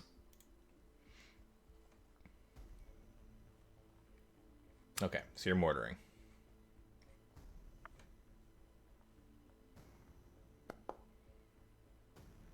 There you go. You can roll other That's a numbers, lot but better. there's more faces on the die, by the way. All right, 7. Nice, with a reroll to get 6. That's pretty good. 7 explosive. We'll drop him down a bit. And does that have anything else on the mortar besides just arcing? Okay, no, that's it. Okay, so he Alright. takes that shot. I guess I'll keep going after him. So I'm gonna walk up to the wall here, and I'll climb up Okay. and shoot with my assault rifle. All right, I'll increase your elevation here.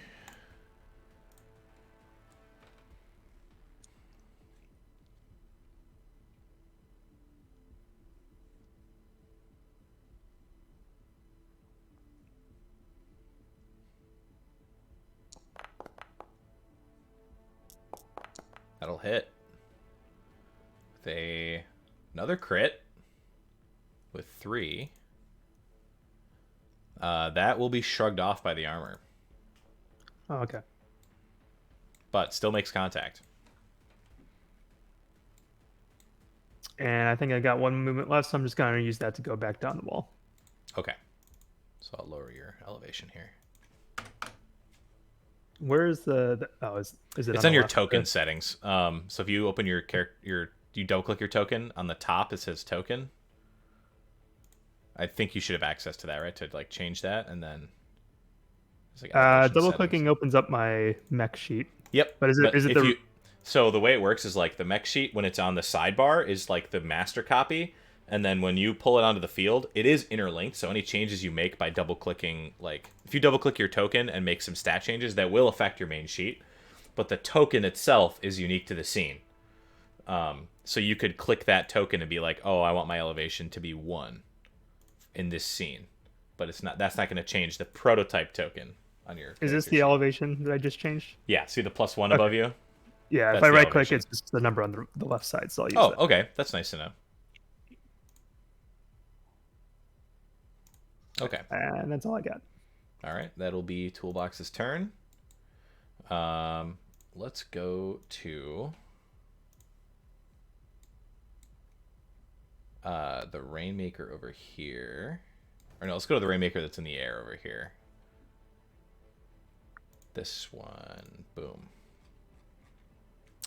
So, I was talking to somebody in the chat, and basically the way that 0G will work is that everybody's considered flying for movement. Which means you can't be knocked prone saying they're immune to prone while moving. So I think after this combat, I'll double check those rules to make sure that I have them right for the next session. But that probably would have meant that the prone that Scourge was under wouldn't have happened, and that this guy also wouldn't have been knocked prone. But I was treating it like you could still be knocked prone because you're in the air, but you're just like knocked off kilter. So I'm gonna stick, because this guy is still prone. I'm gonna stick with the same rule for this round. So he's gonna use his movement to right himself in the air. He's not +5. He's +1 up in the air. And is going to move back onto the wall here. Or no, he's moving to right himself, so he can't. So he's just in the air right now. And is going to fire off. Let's see, do they have to be planted on the ground to shoot? I don't think so.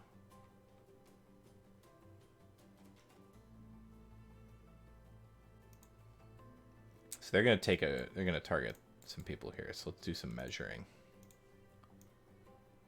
There's 8. He's not got line of sight because you're running to the side of the wall. Not in range. Okay.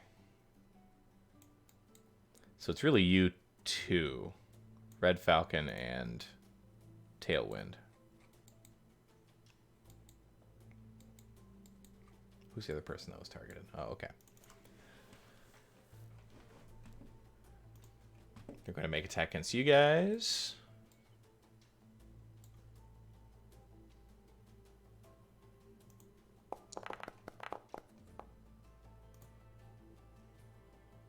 Looks like a reliable 2 on Tailwind and a 4 explosive on Red Falcon.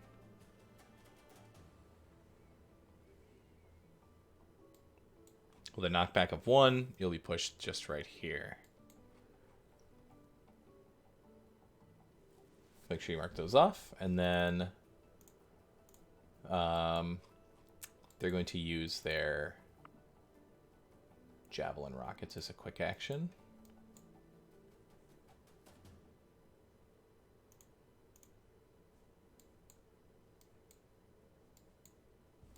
Because it was the other one down south that did the other Javelin rockets, so.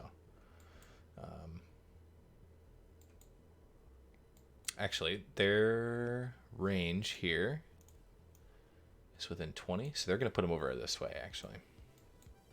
They're going to put one here. Oops. Put one here. One here.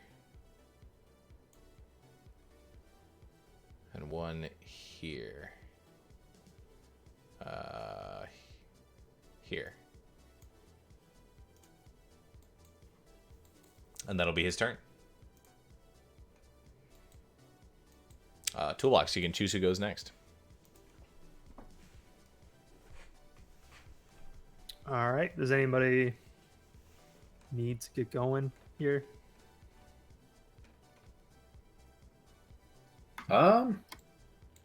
Maybe myself or Scourge. Whoever can. Probably Scourge. I I would can assume. go down and get this dude on the bottom, I guess. Let's have Scourge go. Okay, Scourge is going to be up. And Bolster lasts how long? Because that's from Wait, me? Tailwind, right? Tailwind gave you a bolster. I just want to make Oh. sure you still have it. Oh, what does a bolster do? It's like the opposite of impairment. I think it gives you like a one-time plus 1d6 on your checks. So if Plus we 2 go- accuracy on your next skill check or save they make between now and the end of their next turn. when you bolster, their turn. Okay, so the end of so the end of this turn, your bolster will go away if you don't use it.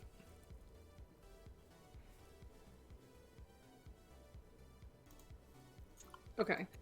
And sorry, I'm lagging really hard for some reason. When can I use it, or what is it used for specifically? It's specifically for attacks and checks, correct? Let's see. Okay. +2 accuracy on the next skill check or save they make between. So not attacks, but skill checks Okay. or skill saves. Okay. So I just moved 4. Mhm. I'm gonna try and attack this guy by lunging, Okay. which lets me fly up to 3 spaces. Yep.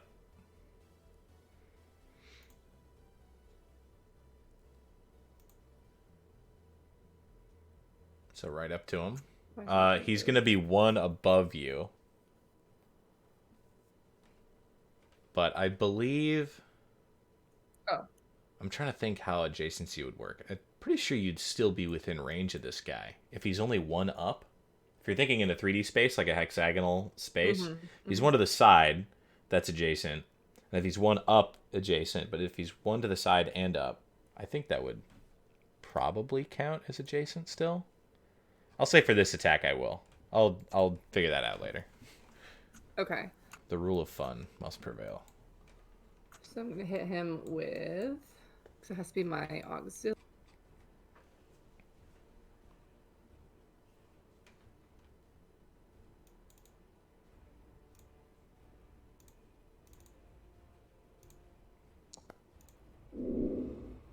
Oof.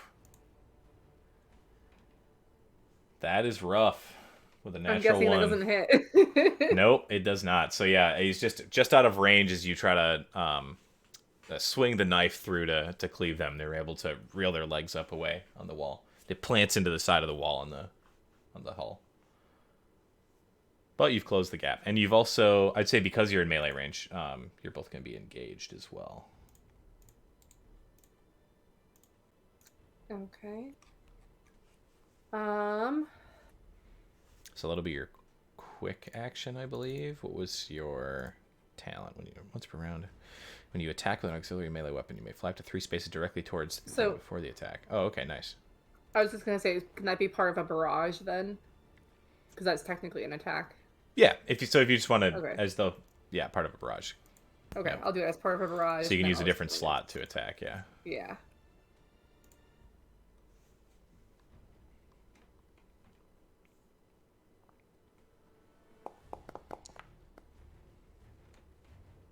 Oof. Damn. With the +0. Yeah. Let's see. Yeah, it'll just swing, and once again, the Rainmaker's able to kind of like crawl to the other side of the wall a bit, and avoid as the fist pounds into the to the wall, the steel wall next to it, and does not make contact. All right. That's my turn. All right. That means the bolster will go away.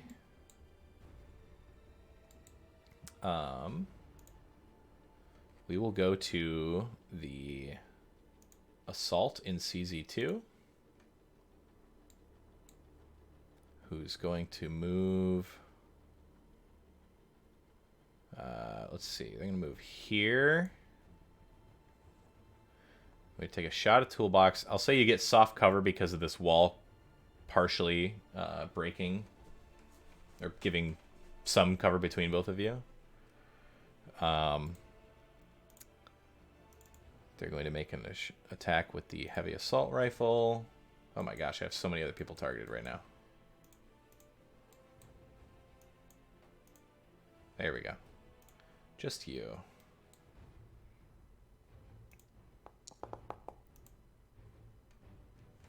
With a 13, that will hit for 6 more kinetic.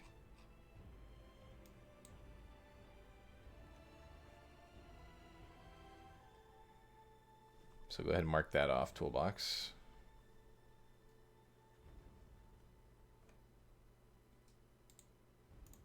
And then, so that's going to be their thing here, and that's going to be that. And then for their extra quick action here, just checking this real quick.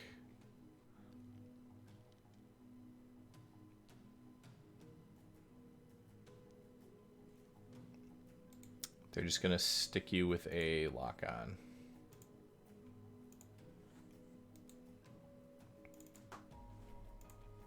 Okay. Were you at 12 before? Toolbox? I Did you already mark off the 6, or are you currently at 6? was at 6 before. Okay, so you've been hit by the assault rifle from the assault guy. So you got to mark down 6 more.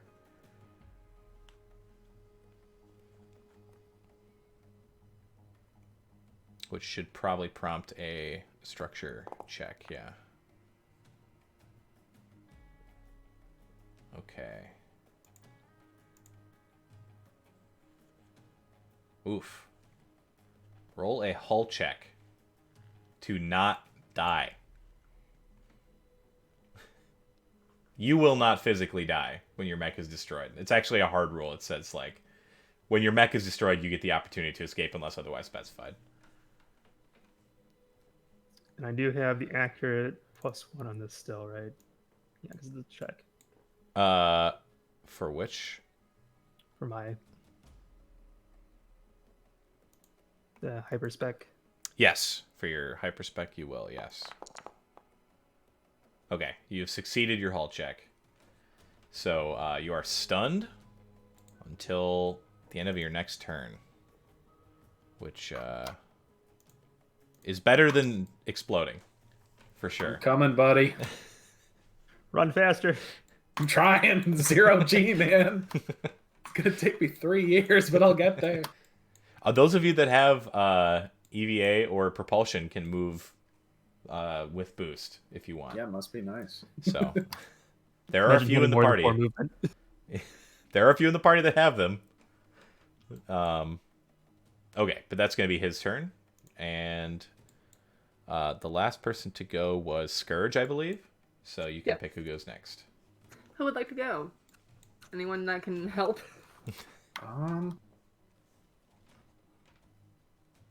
I can't do anything yet. I mean, all I can do is move a little bit up, but I don't know. Maybe Tailwind can finish off that dude if he's up on top of the wall. He is visible to both, yeah. Who do you want to pick, Scourge? I don't know. I want someone to try and help. Well, who's volunteering themselves to go then? Yes. I'll go. Okay. Is that your pick? Yes. Okay. Falcon, you're up. Okay. So guy over the Rainmaker in my area is floating in the air, correct? Oh yeah, they're slowly falling down, but they're in the area. Would I still be able to see them currently, or are they out of my sight? They would have soft cover from you. But you can see them. Yes, there's line of sight. Okay. I'm going to, using my jump jets as I move, can I get up on top of the wall over here? Yeah, with your jump jets just allow you to fly. Because as you move in space, you're considered flying when you're moving in 0 G. Okay. The jump jets in this situation, it would just give me the ability to boost. Yes, when you can fly when you boost. However, yeah. So in this instance, those will just allow you to boost, if you want. Otherwise, you're already considered flying when you're moving. Okay, I want to get on top of the wall so I can see him better. There.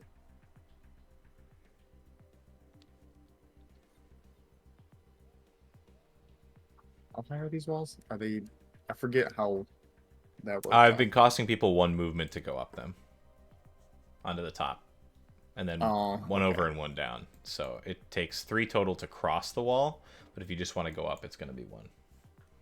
Okay.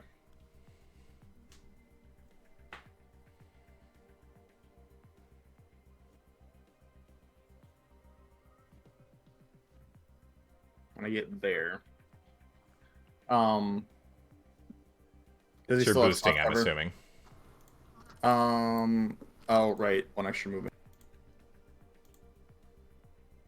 Because that's 1, 2, 3, It'd be 4 up. Right here is where you're at now. Yeah, so that would be non-boosting. and they still have soft cover. No, now they would not. Because Okay. it was because of the angle you were at from there to them with the walls and everything. Okay. I think my movement. I'm going to lock on that Rainmaker, Okay, they're locked on. and then I'm going to invade. All right, you're going to consume that lock on as part of it. Yes.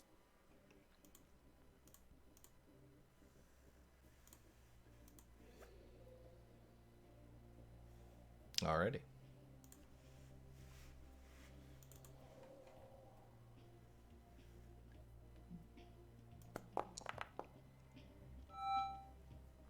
That will succeed.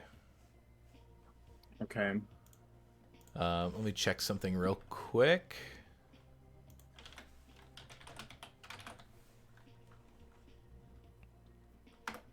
Looking for...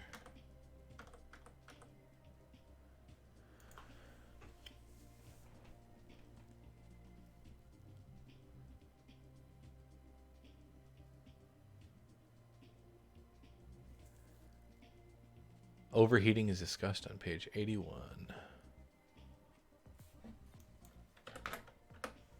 I think you might be forcing this guy to overheat here. That's the plan. Yep. Because you have a base amount of, what is it, 4 heat from an invade? Or is it 2? 4. Oh, it's 2 plus an additional 2 if I consume lock on. Which you are. Yeah. Okay. Oh, yeah, I gotta take that off. So... Unless they wanted to get pushed 3 spaces. They Because they could do that instead of the They other probably 2. would, but it might not even matter. Let's see. So when they overheat, 1d6 per point of stress damage marked. Oh, I see. So it's similar to the structure check. So I think in this case, this guy is destroyed because of the overheat. I think it's similarly, unless they have a. Let's look at their stress here. Yeah. So yeah, as you pop up on the wall and successfully invade, they're at their heat cap right now. You overload the systems in the mech. You can see like lights flashing on the outside. The targeting system kind of like sweeps in random directions, and then everything just goes dark, and it continues to drift away, as it was slowly before in the 0G environment. So this guy is destroyed. Okay. Because your base 2 is enough to send him over. Right.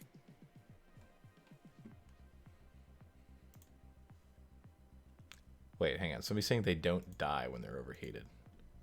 I wasn't sure how it worked. I thought if they didn't die that they were they become permanently exposed or something.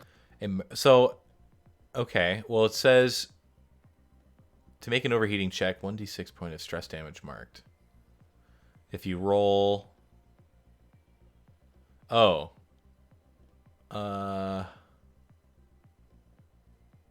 Interesting.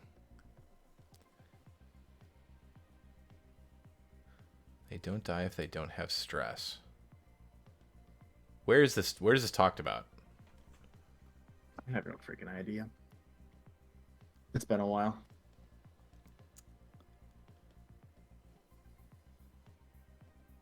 Okay, so maybe somebody can't say what happens to them if an NPC is taking heat damage where they only have 1 stress and 1 struct, and they exceed their heat cap. Because if you lose all of your stress, oh, they're different for NPCs. If you lose all your stress, then they're different. Okay.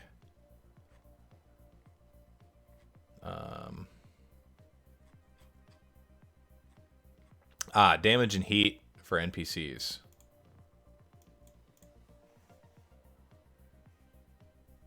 Okay, have heat cap by this. By default, these characters have 1 stress and become exposed when they exceed their heat cap instead of making an overheating check. NPCs with additional stress follow the standard rules for overheating. Interesting. Okay, so they are permanent. They're exposed until it goes away. You are correct. So I apologize. He is not dead. That would have been nice. But, okay, exposed is where here?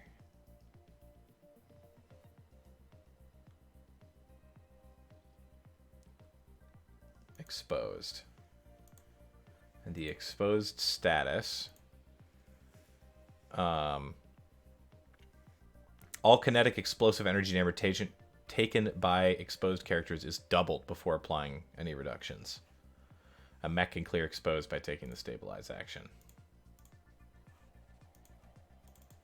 So they are overheating, and I'll add the heat to that as well. They're exposed. Yes. So sorry about that mix-up. That's fine. I'm going to overcharge again. Now, like, actually this time, because I didn't do it last round. And I want to use one more quick action to attack them with my pistol. Okay. Go ahead and add that heat, and then make the attack. And the overcharge gets bigger as you do it more. So you've already done it once, correct? Correct. So You didn't do it last time. So it goes D3, then a D6, I think, is the next one. So I gained another heat. Okay, gotcha. Yep, 1D1, 1D3, 1D6, and 1D6 plus 4. Damn. And I gotta make that attack. And that's for full repair as well. That's not per combat.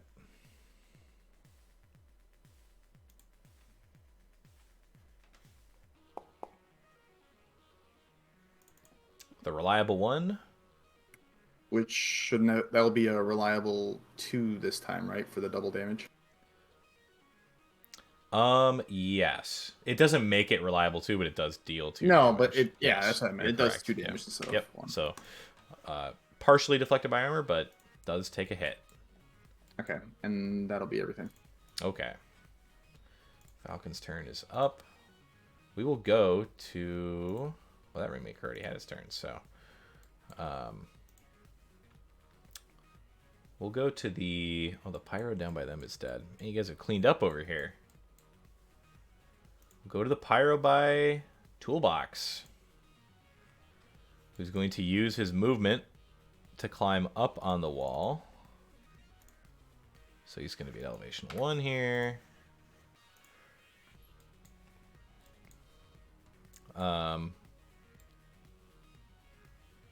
Let's see.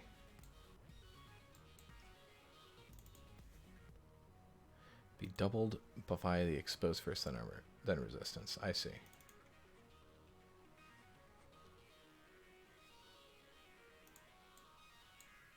Okay, so the guy's up on the wall, and he's used his movement to move over, but he's not down on the other side of the wall yet. So he's still up on the wall here. He is not down now.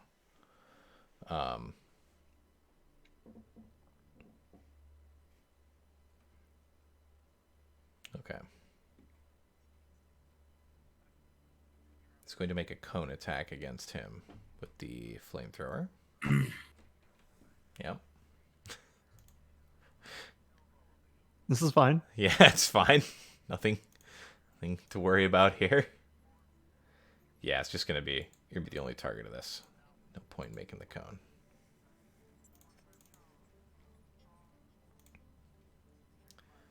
And he is not going to consume the lock-on quite yet. He's gonna leave that for the other guy.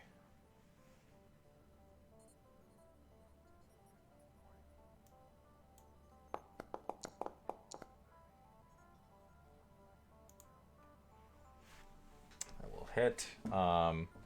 Stunned does what exactly? Just keeps you from doing shit. Can't take any actions. Maximum 5 evasion. And automatically fail checks and saves. Okay. So yes, that will add 3 burn to you. So add that to your sheet, and then take the 3 as well. All right, I've got 3 burn. All right. That will be the Pyro's turn. Red Falcon, you get to pick who goes next. We're gonna go with Indigo. Indigo, you are up. Alrighty. Get ready for the world's most incredibly... Oh, actually, I might be able to actually do stuff. All right, so we'll go 1, 2, 3, 4. Oh, baby, can we do it? Yes, we can. Cavalry has arrived for Toolbox. Ooh. Tech attack. I'm going to start with that. Can I tech attack, lock on, and then instantly consume it? If you were able to take 3 actions, then yes. So Quick actions.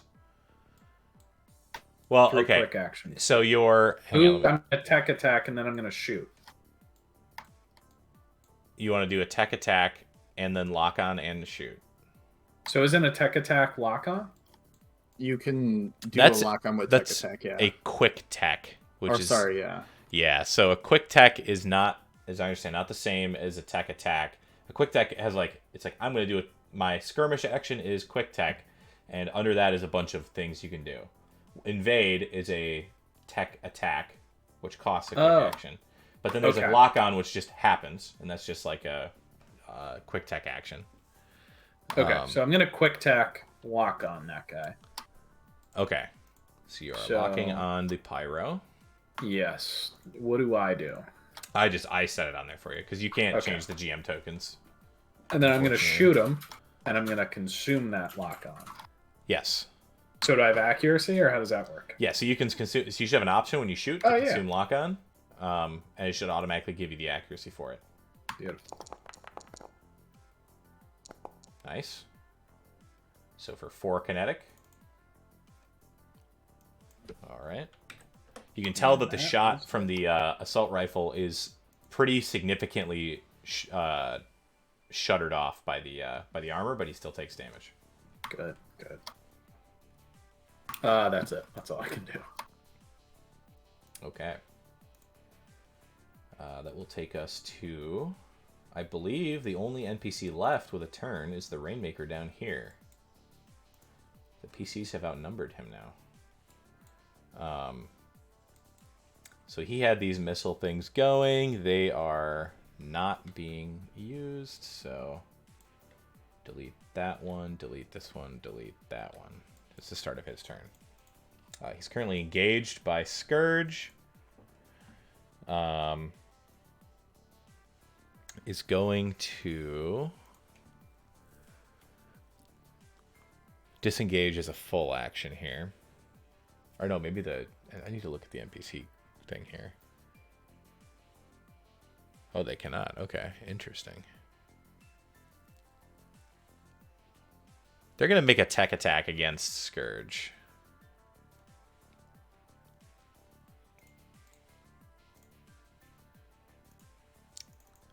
So we'll do a quick tech here. Do not need to target toolbox.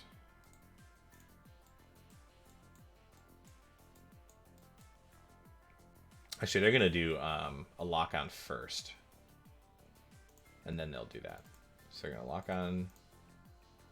And I can consume that during the attack here. For engagement, I'm just going to double check.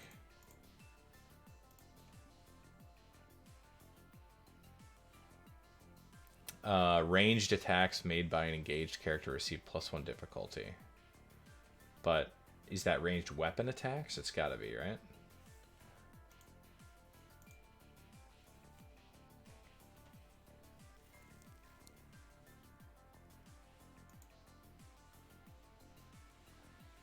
All right. That is a hit with the tech attack. So they're going to use the... that's the invade option. Open open that up here.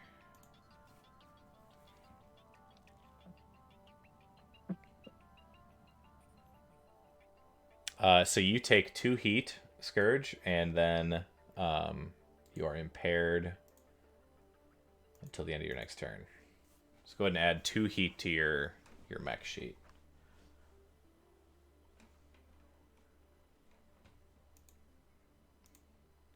And that'll be his thing. He's not going to move because he is engaged right now. That'll be the end of the NPCs. And I think I'm last. Indigo gets to pick Tailwind or Strider to go. Oh, Strider. That's right.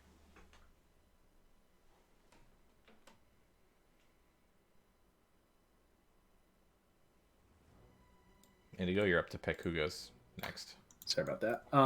Who wants to?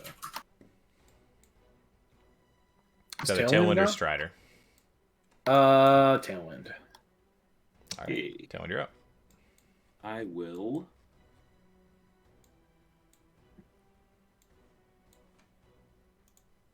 This guy's up on the wall, correct? This. Yes, he is visible to you. Yep. Okay, I am going to barrage him with my assault rifle and thermal pistol. Okay. Go for it. Okay, I'm impaired currently, and he's no cover, right? Correct. No cover from you. He's on top of the wall. Yeah. Okay. Yep.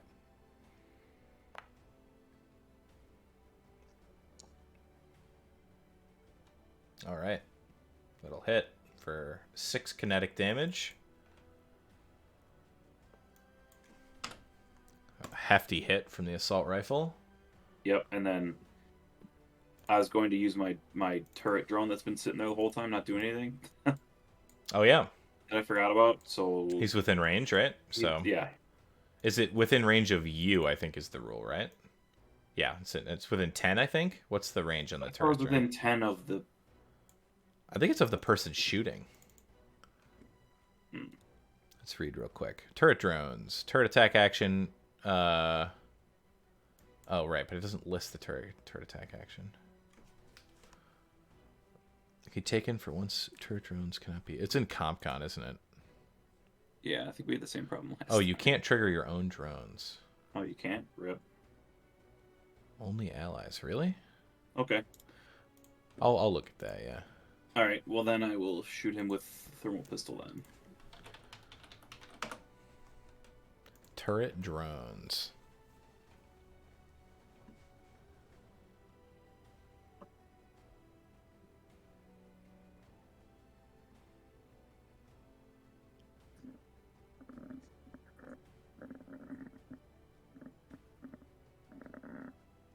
Okay. Sorry, you good? Yeah, I'm just looking at the... I'm trying to look for the drone rule here. Turret attack. An allied character within range 10. Yep.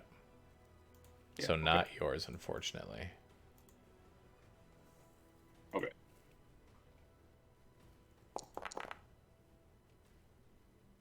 Rip. Okay. Throw And- pistol, yeah, will miss. And I am going to... I don't think it matters where I move, so... That's it. I'm going to end my turn. Okay, your impairment clears at the end of that turn. Okay. And we'll go to Strider, who's the last one.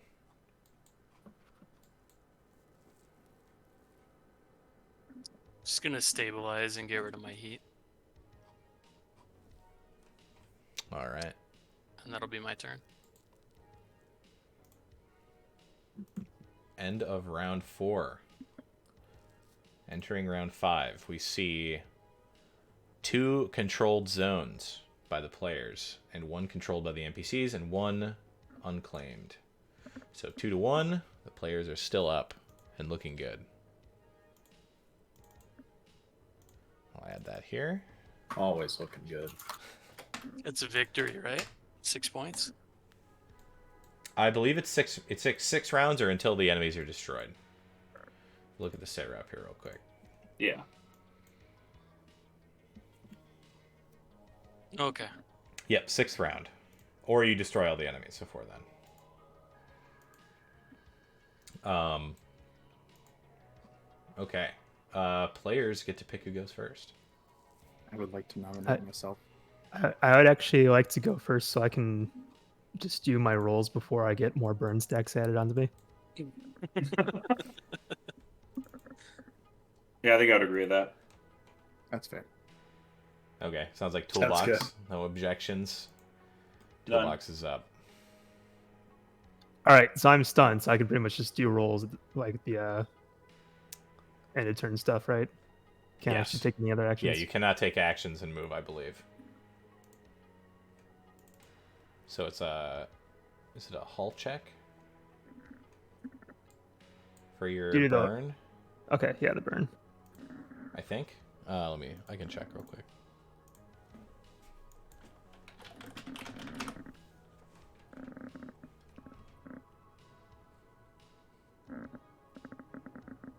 Engineering check, my bad. At the end of your turn, characters make an engineering check.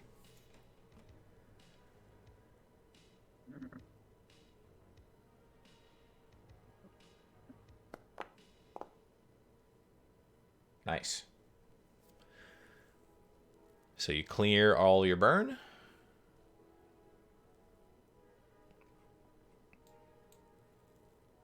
All right, and then do I make any check for the stun, or do I? The stun, I think, That's clears stun at the end of the action. turn. So you cannot overcharge, move, or take any actions, including free actions. You can still mount, dismount, or eject. And 5 evasion. And you fail all hull and agility checks, but not engineering, which is good. So, yes, you clear your burn. It looks like that might be it for Toolbox. Okay. Okay. So your stun is cleared. And that is the end of your turn. The Rainmaker by Red Falcon is going to go.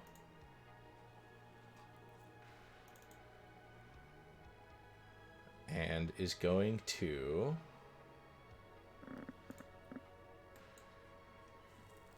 fire a volley. Is going to move first now that they're freely moving. They're going to latch back onto the wall here. Onto this side. And oof, y'all still in range. Another artillery strike to all 3 here. So it's going to be you, it's going to be you, and Scourge.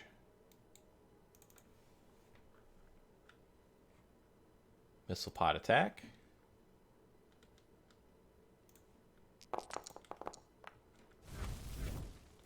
Why is it always me? He just hates you. That's 2 crits from that guy so far today. Yeah, 2 hits, one against Tailwind and one against Falcon for 4 damage each. And then a reliable 2 explosive to Scourge.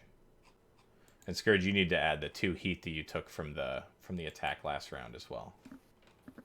So what happens when it gets to 6 heat again? It's at 6 heat, nothing explicit, but if you exceed your heat cap, you have to make checks for stress instead of structure. Because heat is associated with stress, and HP is associated with structure. There's an overheat macro on the mech stats page. Yep. So I have to just click that, I think. Nice. You rolled a 2. weapon. All right. We will do my thermal pistol. Your thermal pistol. Well, hang on. Oh wait, it's a All whole weapons mount. on one mount, just so you know. Okay, well then we'll do my flex mount. Okay. So flex mount is destroyed. So yeah, the missile will come up, and as you were holding the pistol out to fire at them before, one of the javelin missiles that was still off kilter from before strikes through, and the the fist section of your mech is ripped off and shatters out, begins kind of making a debris field out towards the front of the ship. You kind of look down for a second. There's just the arm sticking out with the mech hand missing and the pistol gone. Checks out. They've used their movement. They've used that, and then they're going to use their javelin rocket. As they'll create 3 of them. One here. One here. And one here. I don't think the other ones over here are supposed to be around anymore, so these ones I'll get rid of.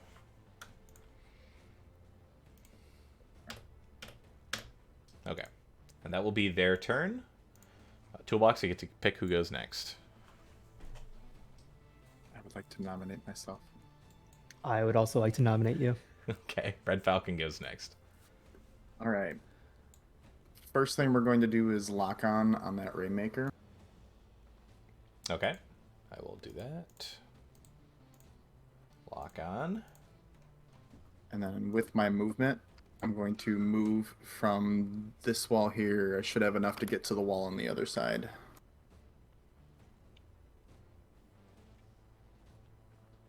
Using my rapid burst jump jets. Okay. Yep. And we're going to make an attack with my charged blade against that guy. So you're using the boost to get there. Wait, 1, 2, 3, 4. Oh, never mind. You're fine. Yeah. Yep, and because of the melee rules we had before, since he's over on this side of the wall, that yeah, you'll be engaged. I'm going to look at that, though, see how other people have handled it in the future. So you're both engaged and you're making an attack.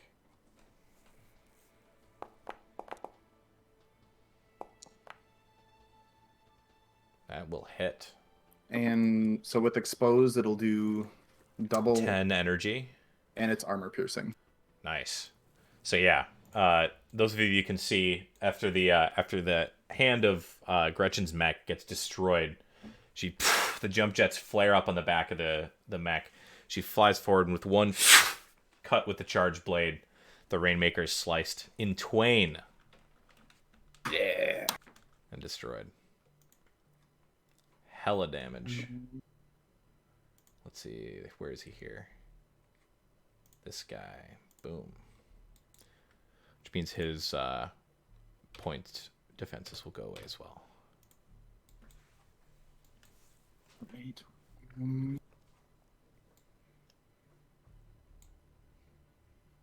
1 second. All right.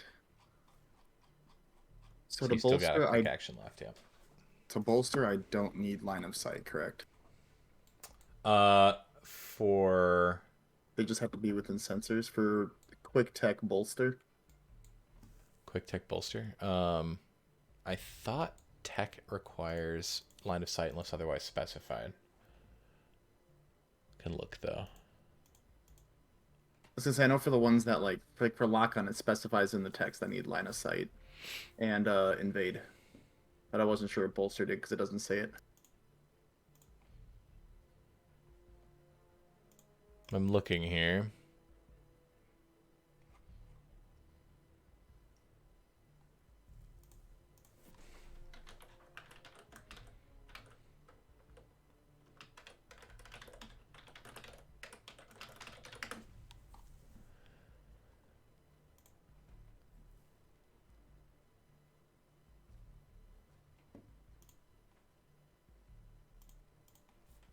For line of sight, yeah, I guess I'm trying to find the rule for tech actions in line of sight. Size, place, and measurement. Types of actions.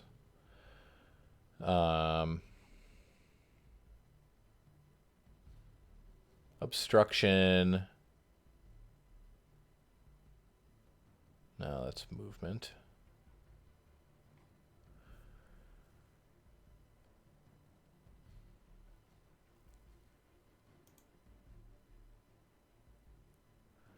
Range and measured, let's see.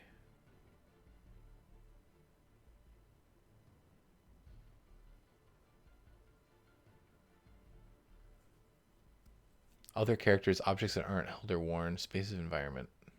Characters can only attack or take action against targets that they can see or at least partially. If it's not possible to trace a line to some part of the target, perhaps because it's partially blocked, it can't be attacked. Yeah, so taking action against them also would be attack action. So you need line of sight unless otherwise specified.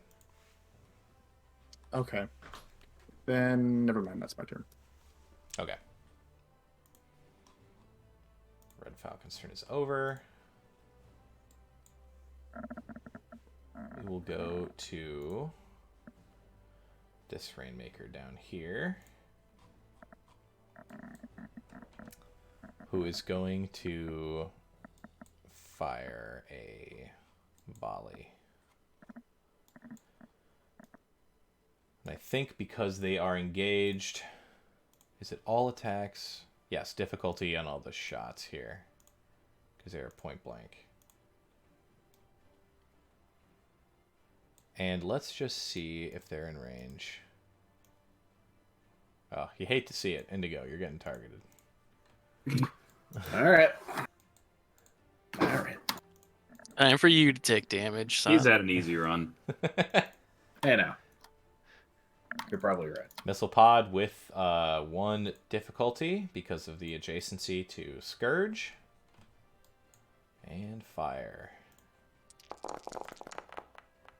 That's a lot of dice. What the hell? Still some hits. Scourge is a miss with a reliable 2. Fuck me.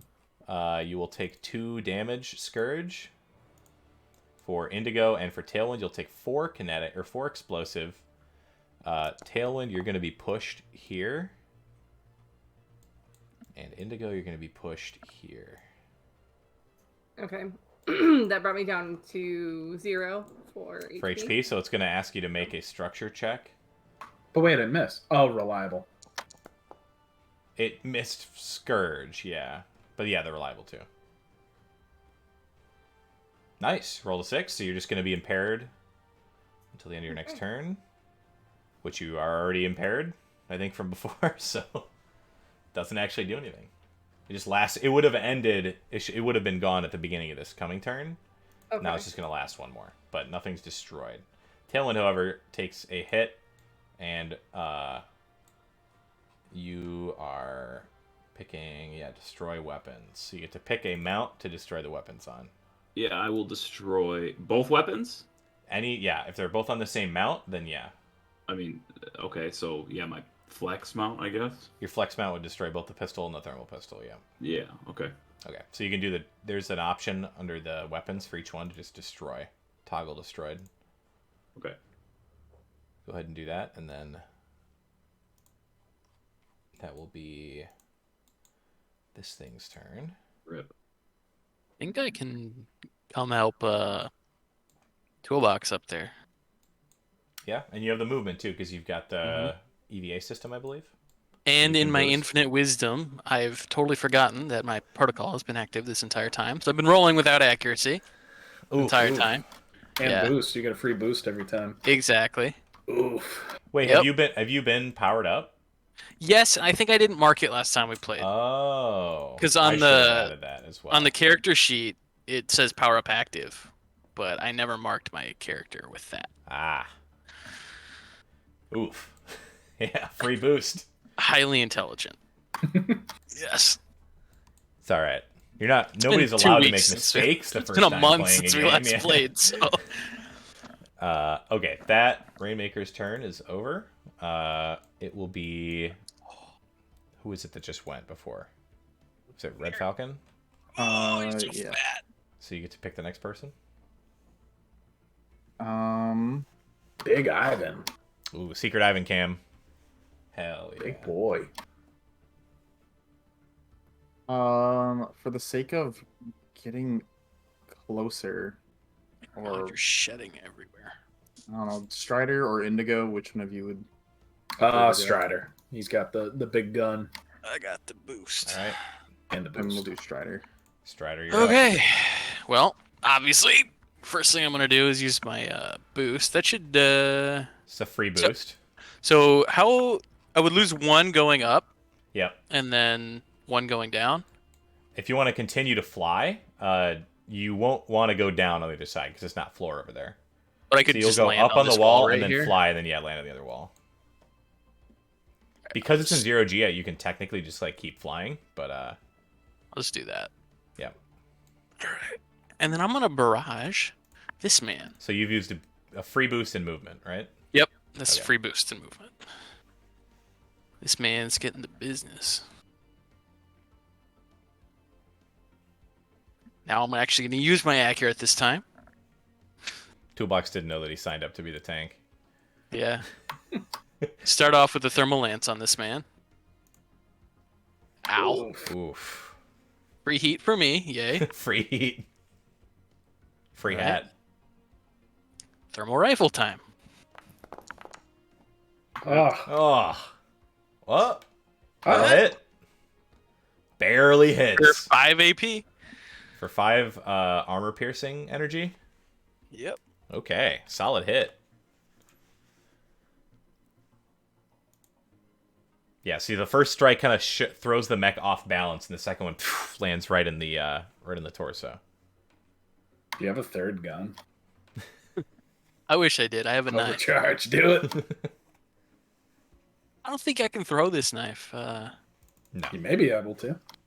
I don't know if that does that count as part of a barrage. I don't think you can throw the. I have to. Well, wait. Does it have a? Sarah's knife you can. There's a thrown let me look. tag, right? There's a thrown tag. I'm pretty sure. Tactical melee. Tactical melee weapon is not a throwable. It's just a melee weapon. Yeah, if you, it'll have a tag says thrown and then a value. If For how only. many spaces? Throw your gun at it. Here, catch. You throw it and just No, zero. that'd be the in only zero gun I G, could it's throw just because like the other one's built in. Just rip the head off and throw it at him. what if a face was a gun? Throw yourself like a tomahawk. Yeah. Yeah, reach the forward, cockpit grab it, and just. All right. There's anything else? No, that should be it. Okay. They'll play this assault that is being targeted right now. Ooh, they made a grave mistake by not. By that I mean I made a grave mistake by not hunkering down during that blast. Oof. He's going to move. Let's see what's the speed here. 4 here, 3 here. It's going to engage. I tell you, up one. Can he do that? Like- Yeah, so basically what we've been doing is if you're on that side of the wall and you're up if you're just up 1 away from somebody but still adjacent, you're still within Okay. adjacency. Kind of like moving on corners. But I'm gonna do some research later and see if that's how everybody else He's handles grabbing it. my toes. True. Gross. So I add your elevation here, and then he's gonna make a knife attack against you. Combat knife. Whoa, I have literally everybody selected right now. I don't need this. There we go. Just start stabbing everyone across the map. Stabbing at range. Temporal stabs. That'd be a cool mech design. It opens portals where you can stab through. Ooh, that'll be a miss. And is going to follow up with a assault rifle shot with inaccuracy because he is at point blank. Should have done that before he moved. That will hit for 6 kinetic damage. Ouch. Son of a bitch. Yeah, they're heavy assault rifles. They don't fuck around. It's a structure check for me. You will get a d6 as well to add. So go ahead and roll 1 more d6 before you roll this, because you are currently hyperspect. All right. So that adds 3 to your roll. You rolled a 2, which makes it a 5. Instead, I think a 5 or a 6 is it a glancing blow? No, it already rolled 2. Because it rolled 2d6 for my structure. Well, it's because you're already missing 1. You roll a d6. Wait. Because when it did the roll, it did. Yeah. look at the So calculations. I believe It you took the roll. lower one. I believe you roll 1d6 per piece of structure you're missing. Okay. But it seems like that should work. Oh, but you keep the lowest. That's what it is. Yeah, so you're rolling one for each level. If you click that out the roll, you'll see the dice that were Oh, rolled. keep. You rolled a 3 and a Lowest one. 2, keep Gotcha. low, you I got understand. 2, but then you add 3 to get it to a 5 because of your hyper spec. So So I lose the system. so 5 is where is damage here? Oh, we haven't done the destroy. It's okay. Gotcha. Yeah, I think You can roll again. structure. No, it's good. I think if 5 to 6 is glancing blow for structure damage table. So you are impaired until the end of your next turn. Not the worst. No, I'm skating by with like losing structure, but not losing modules. Okay, so that'll be the assault's turn, and Strider, you get to pick who goes next.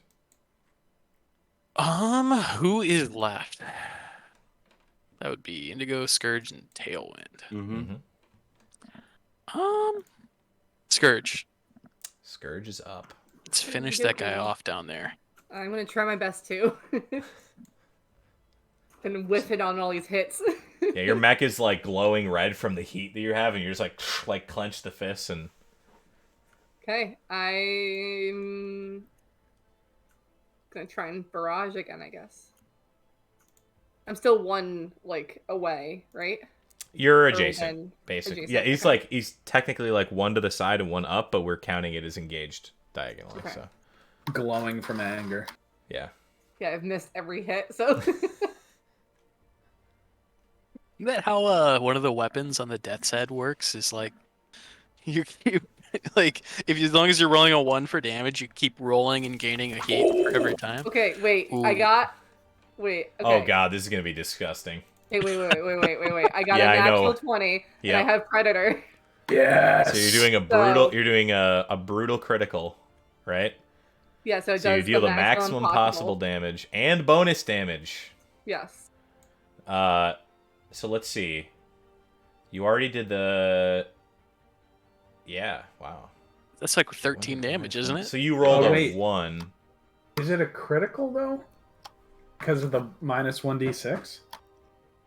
Ah. But wait, no. I'm But sorry. your teammate has ratted you out.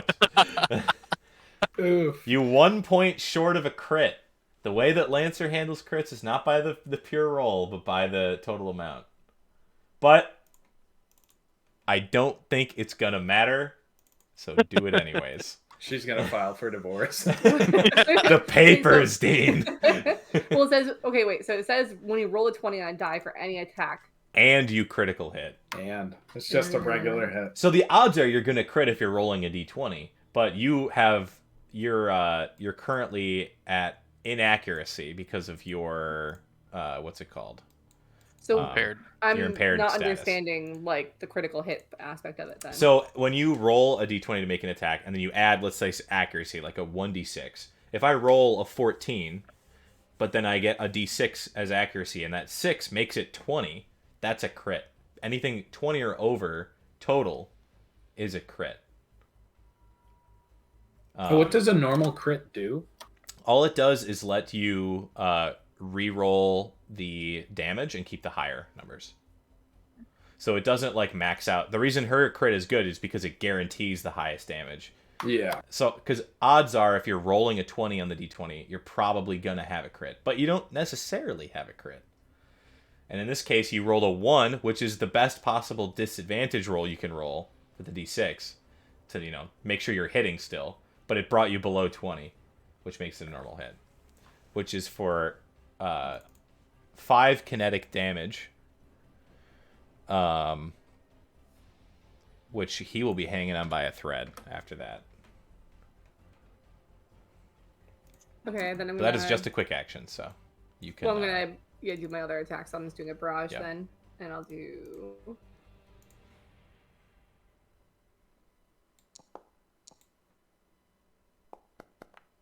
That will hit, and as you kind of reach forward with the heavy fist for your first attack, you actually just reach in and grab, like punch through and grab the inside of the fuselage of the the mech in front of you and take the tactical knife and stab it into the power systems on the side of the mech, and the whole thing just darkens in front of you. This mech is destroyed.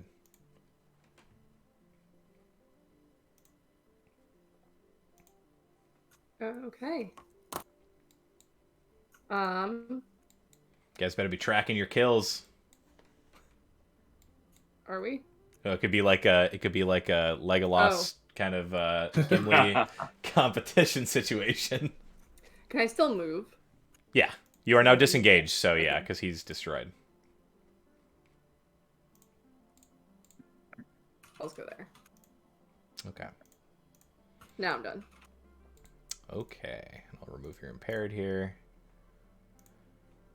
Nice.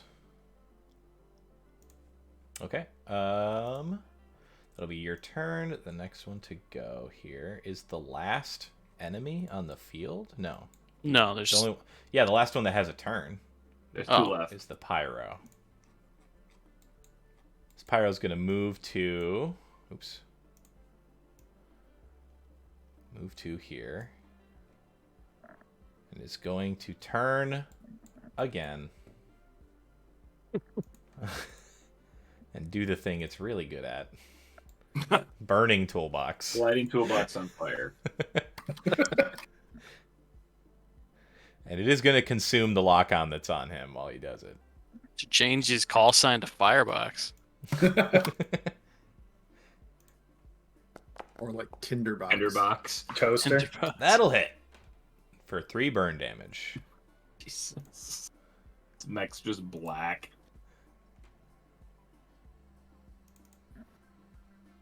As a consequence, the pyro is overheating and is now exposed.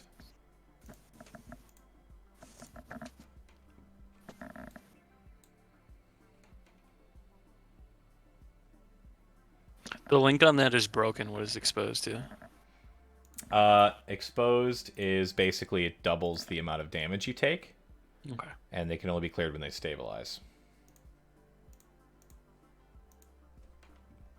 For NPCs, it's a consequence of going over their heat cap if they only have 1 stress. And I don't think he can do anything else. It's a full action event, and yeah, so that's going to be the Pyro's turn.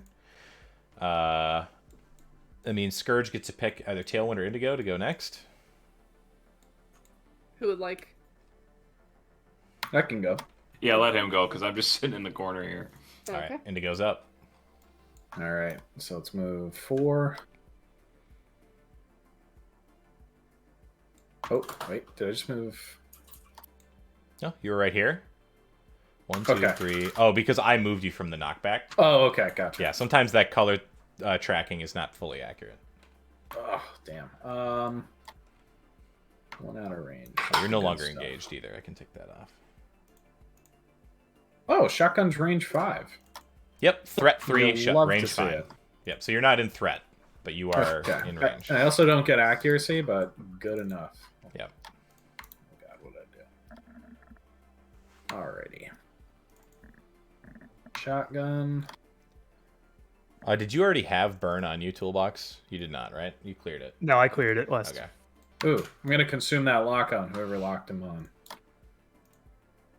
Did someone lock him on? Yeah. Cool. I don't think it was consumed, though. Yoink.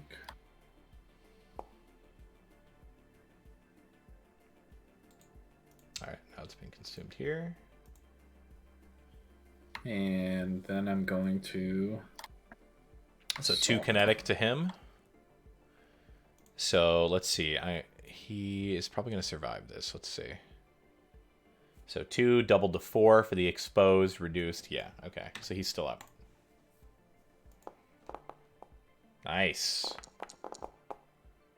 Brutal? Is that a brutal? Or do you have oh, you do. Thank God, because you rolled Yeah. 2 1s as your crit. Just like the worst possible. So you max that out to a 6. Yes. All right. So 6 doubled to 12, brought down by armor, is not enough. And the pyro is destroyed. I would just mag dump them. Yeah. So like the first few rounds, like definitely hits some core system, and you see like the pilot light go out on the flamethrower as it starts like tilting in the 0G. The rounds you keep shooting are just like moving it in different directions as it spins in space, and it is destroyed. All right. All right. Anything else? That's it. Tailwind. You're up. That's 2 kills. I'm going to stay here and end my turn. You want to like stabilize and clear your heat or anything? Oh yeah, I guess right. I didn't. Okay. Yeah, I'll clear I my figured. heat stabilize. Gotcha. Wait, that's my structure. Structure. I just killed myself. don't clear your structure. There's a on the mech stats sheet. There's a stabilize button that'll let you select like what you're gonna do with your Just stabilize. pulls and up the stuff. radio. I'd like everybody to know I've cleared my structure. So cute. All right. That'll be the end of the round. Entering round 6.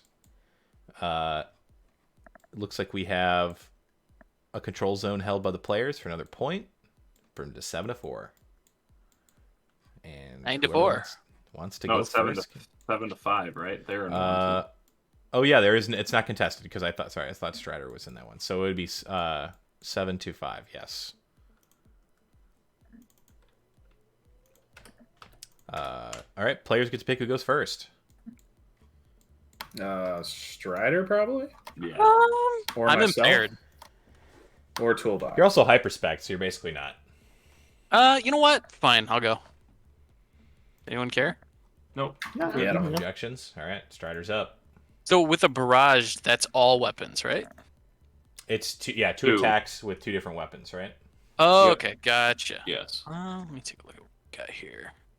It's the equivalent of doing 2 skirmishes, but you can't actually take the same skirmish action twice. So Barrage lets you do that with weapons. Gotcha. Well, he's getting a thermal lance first. Wait, was it not a natural? Yeah, you rolled a natural 20 on your crit. Yeah, you did. Okay, somebody was criticizing your brutal crit. Kill him. 18 will hit for 7 energy. Yeesh. He is going to take his reaction and is going to hunker down to gain resistance from that attack. So I believe rounding. Oh, that's a golden rule in Lancer. I think it's rounding up. So he would reduce 3, I believe, from that. So you took 4 damage from that? Yeah, I believe so. So you take 4 energy. Yeah, he would survive that attack.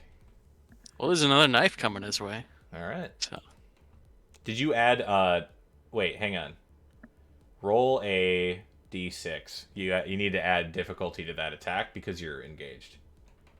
oh Sorry. shit. Your status doesn't have engaged on it right now, but it should.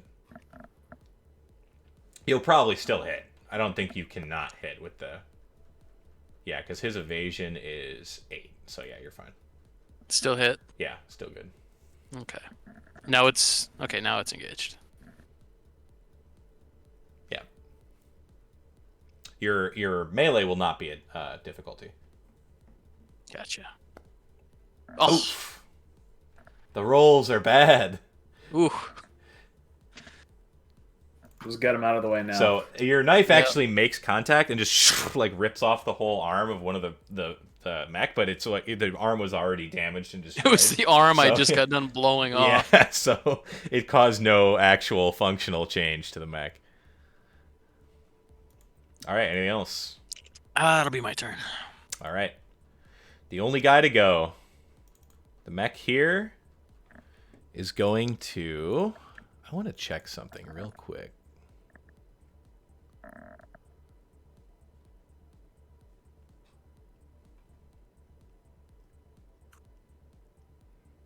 Interesting. Okay.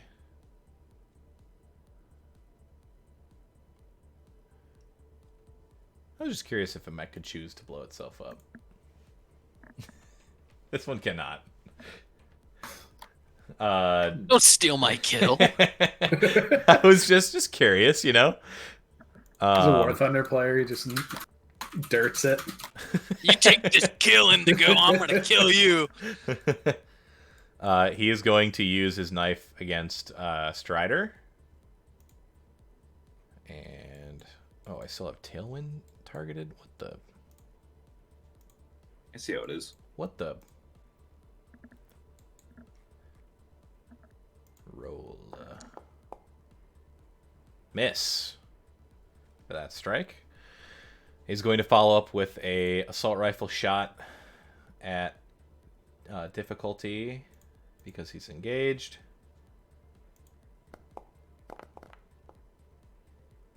And also a miss with a reliable 2.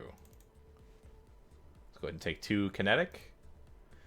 And that is all he can do.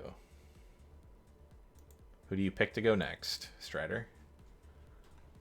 Toolbox. Toolbox is up. All right, I'm gonna move into line of sight here, Uh-huh. and let's go for the assault rifle.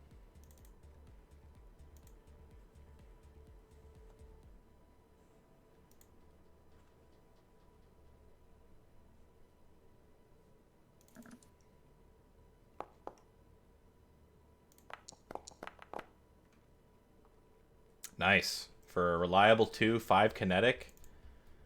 How would you like to do this, Toolbox? How would you like the final kill to go? Yeah. So just this flaming mech turns the corner and just starts unloading the assault rifle while Gaius is screaming from inside. You all have to turn the audio down on your headset for a second as you just hear, like, even through the dead of space, the connection from his mech to the floor to, across the hull of the ship up to yours. You can feel the click, click, click, click, click of the empty mag as the assault bot is scattered across the wall on the far side. With that, Are there people in these things? Well, you can investigate to find out. Oh, boy. There were. If there were people in them, and some of them there wouldn't be anymore. But It's ground beef. with that, all hostile signatures are eliminated, and even though we are not at the end of round 6, the squad can claim victory in this encounter. The Radiators and the Sequoia have been secured for the moment, and the ship will not overheat from the inside out. All right. Hell yeah. Toolbox credit to making it through that one alive. Yeah, no kidding. I'm Am I such the a only good one who sni- didn't take structure damage? Yes. I'm such a good sniper. Yeah, you didn't get assaulted by all the rockets. Heck, I don't know. Got a few. I ate my share. Can't relate. I made it out with cosmetic damage, basically. Like, all systems intact. We're still here. So as you clean up the rest of these mechs on the surface of the ship, getting a quick readout of the Radiators, you see that they are still functional, and that even though there was some sporadic misfiring and missed shots landing in the hull and even some of the control systems for the Radiators, that the majority of the functionality of these Radiators is physical and not like computational. So even though one of them seemed to be damaged to the point where it can't be retracted, the physical connection of like the heat sink inside to the actual radiation array outside, and like being able to move the refrigerant and the cooling liquid between them, it's still functional. So you all kind of take a moment, scan the area, see that there are no more silhouettes on this area of the ship, but the outside of the ship is massive. You get a call over the radio from Victor, who was giving you the insight beforehand for this mission. I'm gonna try and do something a little fun here. Let's see. He'll call you up, and you will hear this.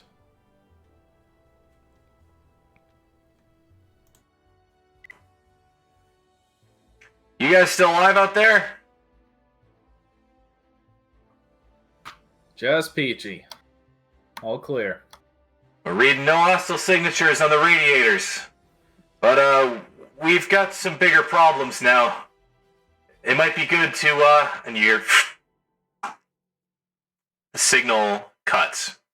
And, you look across the ship, the status lights in the Radiators and the running lights across the entirety of the Sequoia begin to go dark, one by one. The exterior lighting of the ship falling off, and only the emergency lighting now visible on the backup power sources built into the lights themselves on the Radiators. All communication to the inside of the ship goes dark.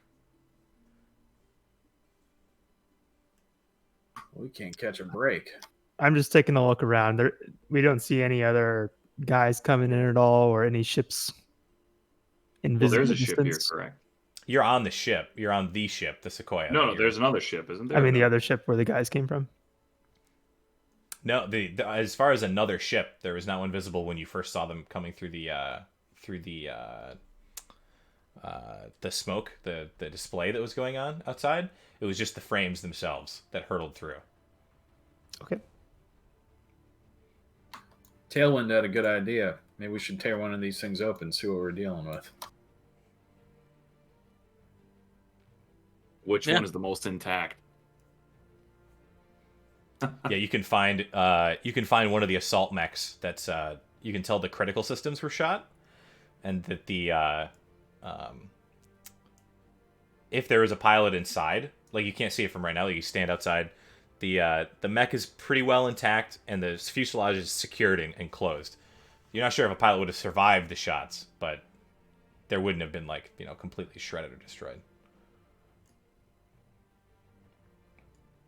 Should drag it inside and pop it open. Yeah, I think Yeah, we probably should shouldn't space them right away.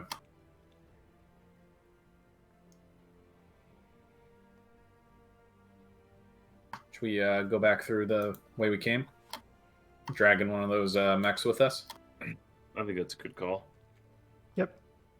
All right. Are you gonna try and take the whole mech, or are you just gonna just try and take the fuselage with the pilot inside?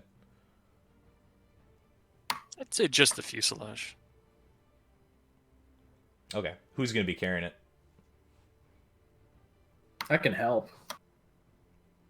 Unless I'm able to just drag it myself. It would be big enough just for one person to drag. I'll grab it. Okay.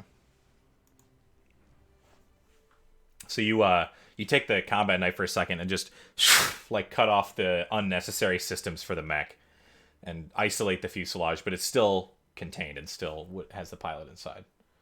And you kind of take one of the tactical harnesses you have and rope it into your left shoulder as you all begin making your way back to the rear of the ship towards the cargo bay.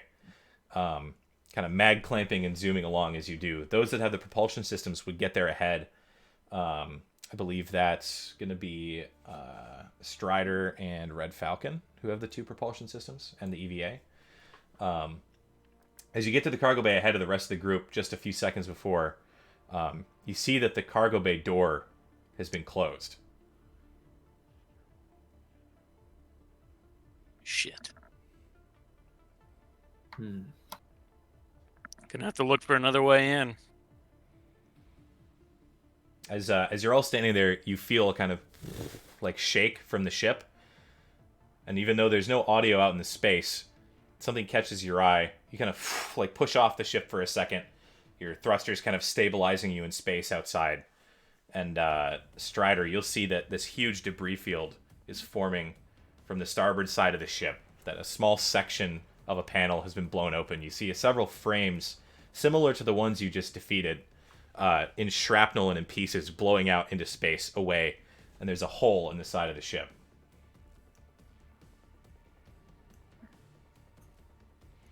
I guess I'd use spot to see what's among the debris. Sure. Just Go ahead. people.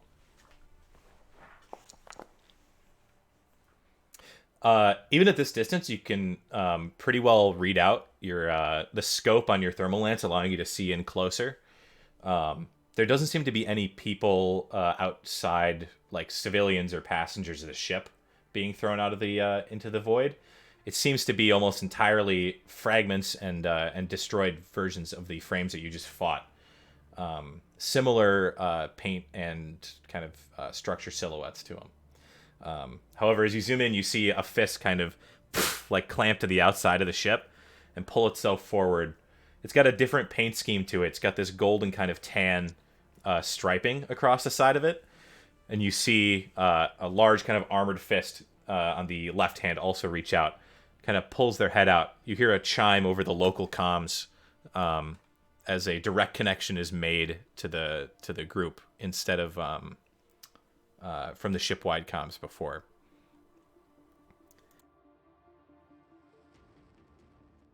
You might want to try a different way in. Come on.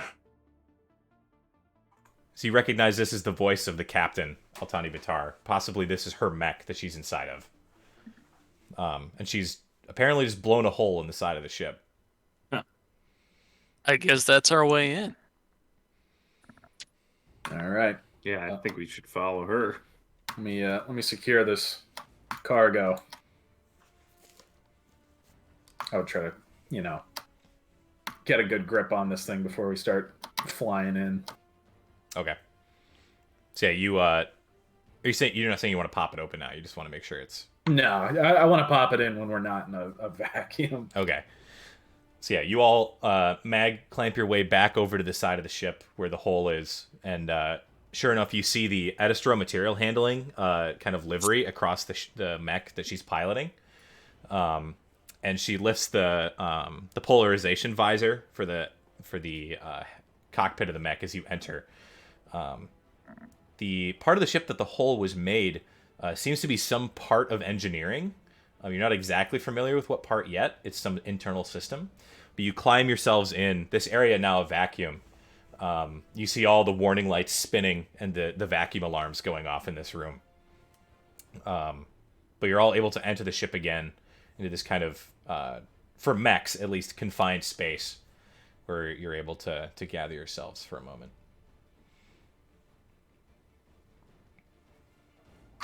What's the ship's status?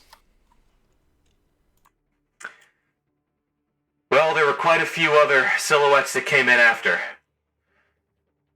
There's too many to count, and now the targeting systems are offline. I've mounted up who I can. We just lost power a few moments ago. We were pushing into the reactor room, make sure everything was secure. We lost power. The last of the targeting told us there was a huge clot of them here, so I decided to blow one of the heat sinks out the side of the ship, take them with it. If we're not going to have power, can at least lose some heat and keep the other 3 online. Somebody's jammed the cargo door, as well as a few other things going on. Turns out the radiators weren't the only target. Victor told me that everything went well. We've lost ship-wide comms now, and I've lost contact with him. She kind of looks between. She looks between the mechs in front of her. All of you kind of been suffering some heavy damage. This isn't going to be the only fight. You all up for some more?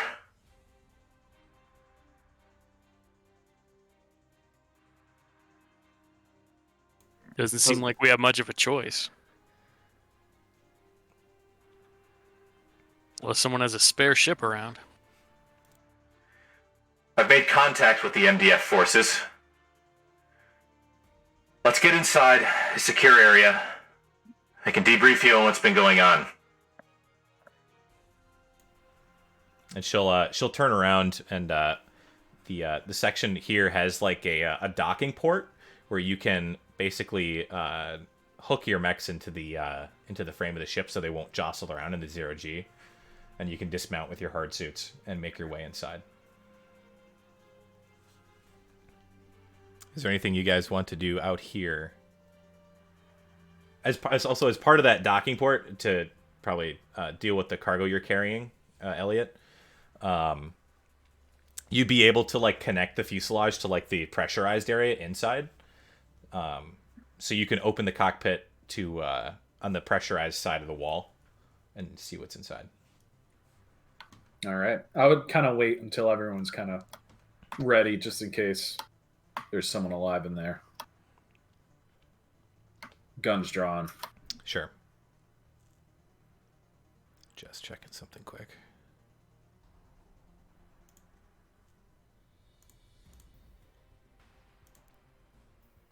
Okay. Anything else anybody wants to do as soon as they enter the pressurized area before he kicks open the cockpit? Draw my pistol and wait. Yeah, same. All right, so you draw your weapons. You kind of trained in the cockpit. You slap the emergency unlock on the side, and it kicks open. As it begins to open, you can see this like fine dust and grit that's probably been sealed in this cockpit, the gasket around the outside for a long time. That like several things like break away. Some of the paint strips as it kicks open, and you're born witness to the pilot sitting inside a skeleton. Many years past. The inside of this cockpit, kind of a biological cesspool from the degradation that's happened in here. That this cockpit has not been opened in a long time, and that the pilot has been long dead.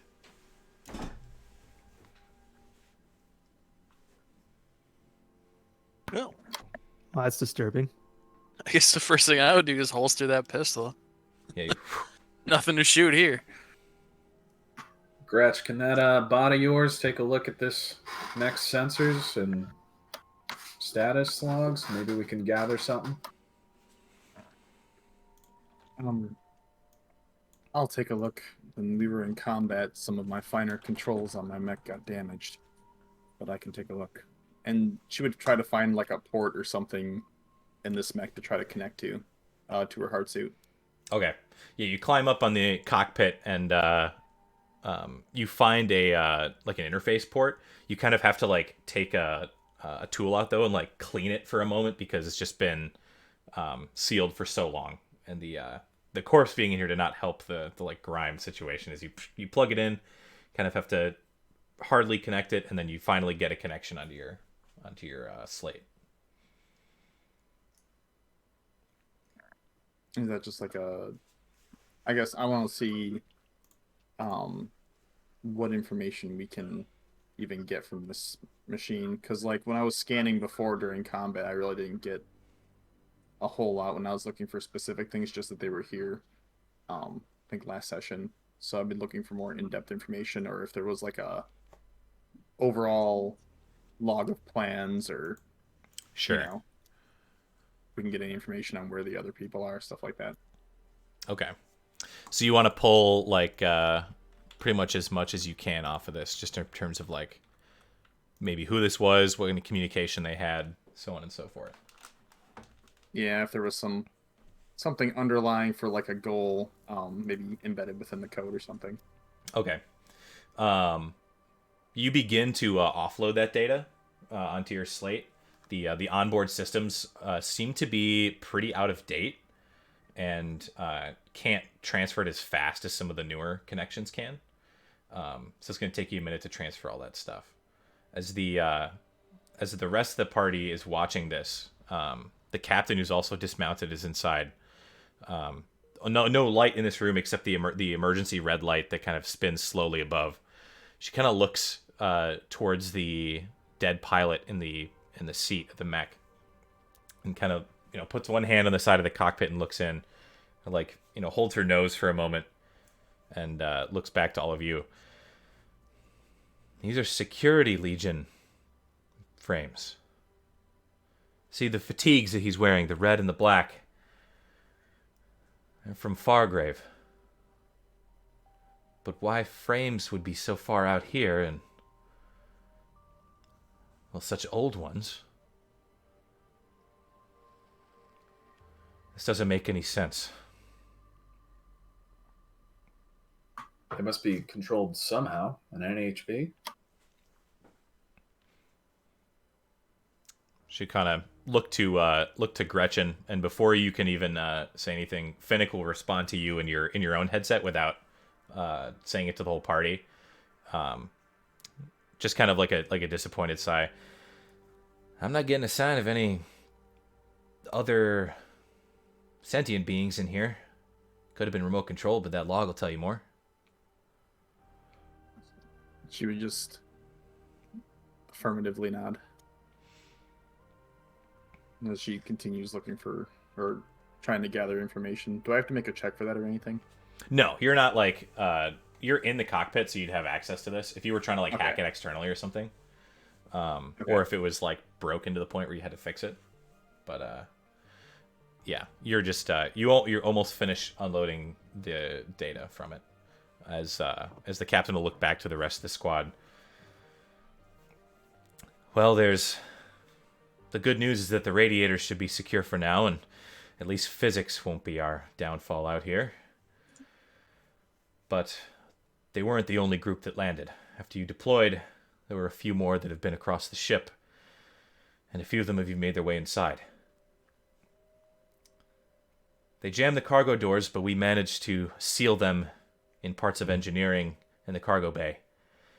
The observation deck, command deck, they're still secure. The crew quarters, still secure. But it's going to be at least a day and a half, 2 days until MDF arrives. We have some options. We'll have to go over them. As Gretchen, your slate reads that it's finished pulling all the logs.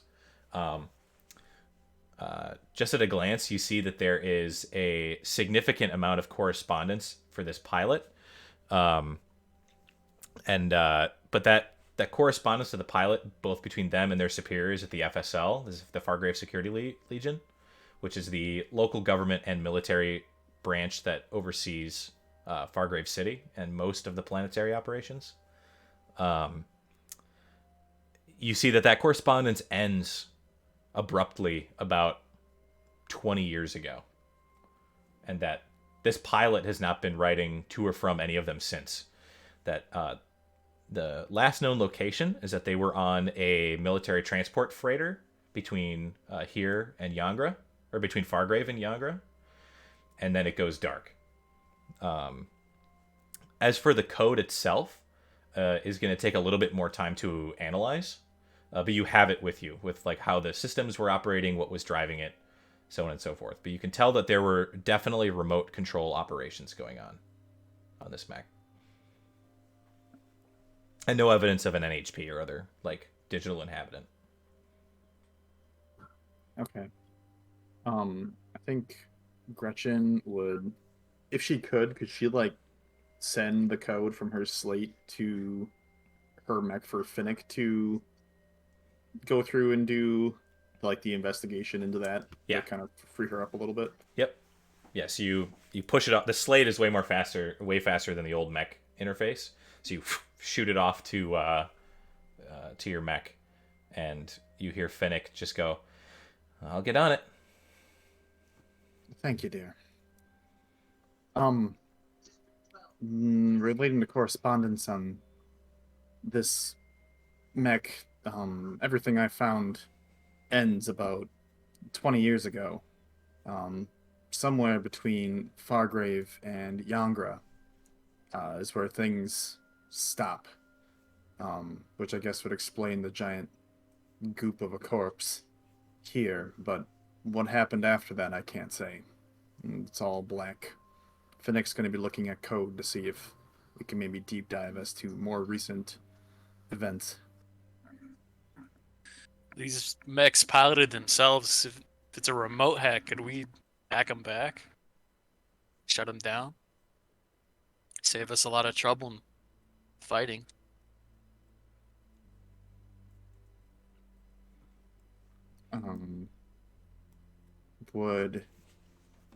Would Gretchen know if that's even possible?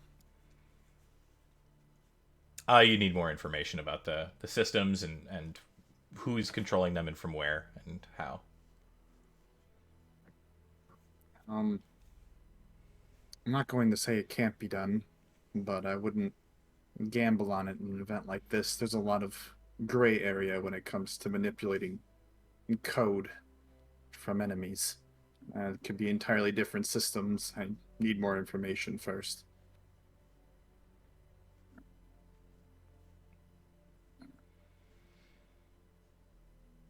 Fair enough. You mentioned options, and she would look at the captain. And she'll nod. Let's go to the command deck. We can give you the full rundown there. Current situation across all of the different sections of the ship. And as she turns to go in the door, she stops for a second and looks back. It's about you and just a few others on the ship that have frames. We're devastatingly outnumbered right now. Let's try and keep as many of you intact as we can, Is the ship clear between here and the command deck? Between here and there, yes. Down in engineering, not so much. And we have no read either way on some other parts of the ship. And she's telling you this as you make your way through the corridor. It's a short distance from where this was to the command deck itself. As you get up there, you see it's a skeleton crew of engineers and various people. Some seem to be passengers that were maybe in the local area that are being sheltered in here for the moment. And all of the command displays are dark, except for only 2 of the backup displays. The one in the center of the room and the one in the captain's chair. She brings it up. The large holographic screen that would usually be visible is only now just this small stationary one in the room, casting out this dark kind of green light that's dancing shadows on the wall around these walls in the command deck. From the windows of the command deck, you have a 360-degree view of the outside of one section of the Sequoia, probably the best view you can get anywhere.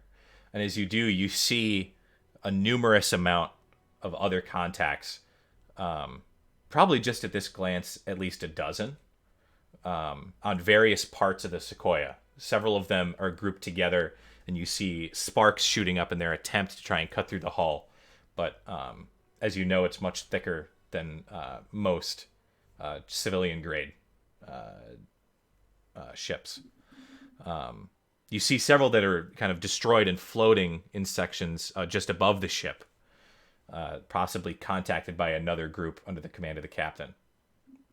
And as you see the security readout on the table in front of you, several decks and several sections of the ship are flashing red or totally dark. She kind of looks up from it, both of her hands on the command table. There's a lot of work to be done. If we're going to survive the next 2 days here, until reinforcements arrive, we're going to need surgical precision. Things that need addressing. Before I run over everything that's happening, only learned it in the last hour or so. Questions, concerns, need to knows? Is there any update on Mastodon? That's one of our concerns. Mastodon entered a cycling phase, as you know, right before midnight. And aside from the menacing message we saw from him, there's been no contact since. He's scheduled to finish his cycle in the next 30 minutes. When that happens, I'm not sure what's going to come of it. Now, it's, as far as I know, nearly impossible to disrupt a cycle for an NHP. Once they undergo it, they're wiped clean and brought back to their original founding state. But we don't have any eyes on the casket room. And we know engineering has been overrun. So as far as when he comes back online, what his command and connection to the ship will be, that I can't say.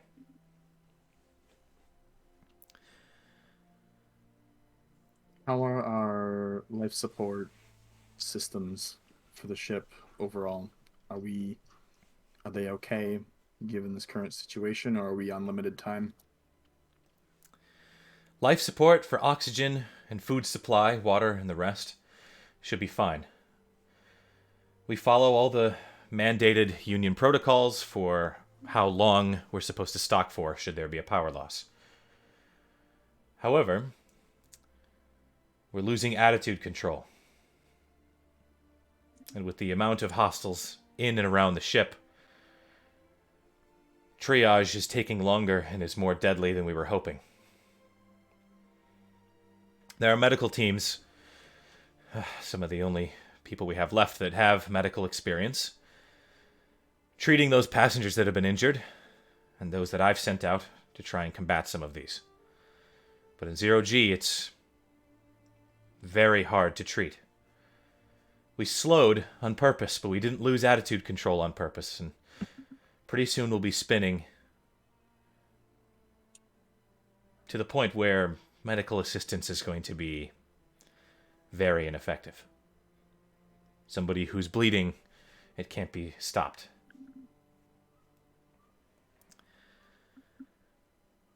It's one of those things that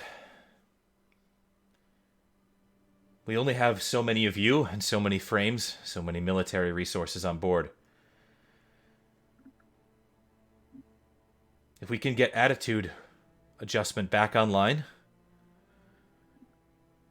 it would probably save more lives than you could spend getting it back. Let me guess. Is that in engineering, where we'd have to go to recover that loss? Correct. Engineering is where the overrides are there manually. I have control here, but everything's shut down. If Mastodon was online and was connected, he could also do an override, but he's still cycling, and when he comes back, I'm not sure if he'll have control. I don't want to understate. The attacks on the ship have been methodical. This is not a wanton destruction of a ship. They don't simply want our cargo. If they did, they'd be long gone. Something else is going on here. I haven't figured out what yet. Any word on that UNN admin? You're talking about Ambassador Lockley? He is still on the observation deck with much of the crew and passengers. We've dropped all of the blast shutters down there, so they should be in an airtight room no matter what. But he was raising some concerns to me about his mission to Fargrave, now that we've been attacked in this manner. Obviously, loss of life is my primary concern. Whatever mission he has is secondary to me. But you should talk to him and see if there's anything you can help him with. Maybe in the execution of some of these. As far as options, we're going to have to pick and choose our battles here. Myself and a few others are still able to pilot and move our own frames to where it's necessary. But I figured I'd lay out the options for you first. One we already talked about. It's going to be the engineering room with the attitude adjustment controls. We know that there are hostile contacts in there. We don't know how many. After you went up to the radiators, several more approached the cargo bay. The engineers closed them out, but they lost control soon after. Once they got through the cargo bay, they jammed it off, and they made their way into engineering. We need to know how many casualties there have been. We need to take back engineering and reconnect the command center for all the overrides. This will give us power, but most importantly, it'll give us attitude adjustment. Micro thrusters will come back online, RCS control. We can treat anybody that's wounded in micrograv instead of zero grav. Another is Mastodon. Knowing now that this is not a material invasion, but some sort of robotic or digital one, my concern is with him and his security as well. When he comes out of cycle, he needs to have access to the ship. He needs to help us, because he can do it a lot faster than we can. We can't be in every place at once, and he can. So, when we went to the core, was it big enough for like a person, or was it big enough for a mech to get through to him, or is it more like people-sized hallways? a mech could fit through, but it would not fit like the entirety of your group. Okay. 1/2 size mechs definitely could fit in. She looked down at the control panel and kind of flip an image back to you. You see the security readouts for the casket room and the surrounding engineering halls. You see that the casket room is totally dark and closed off. There's no confirmed hostiles in there, but there's no communication or intel to the room itself. But then she'll move her hand over to the other side. Problem is here. When he comes back online, the macro processing array that he uses to interface with the ship, it's been damaged. Either shrapnel or deliberate invasion. Macro processing being off means he can't utilize his full abilities across the ship when he does come out of cycle. If we can get that back online, when he comes back, we'll have all the intelligence we need from room to room, even if we don't have eyes on it. This kind of array lets Macedon read the temperature levels, the electrical interference, and the patterns there in a room to discern how many people are in it, what kinds, any frames present, so on and so forth. And he'll be able to coordinate more effectively with the NHP aboard the MDF ships that arrive, so they can deploy quickly and effectively to eliminate all threats.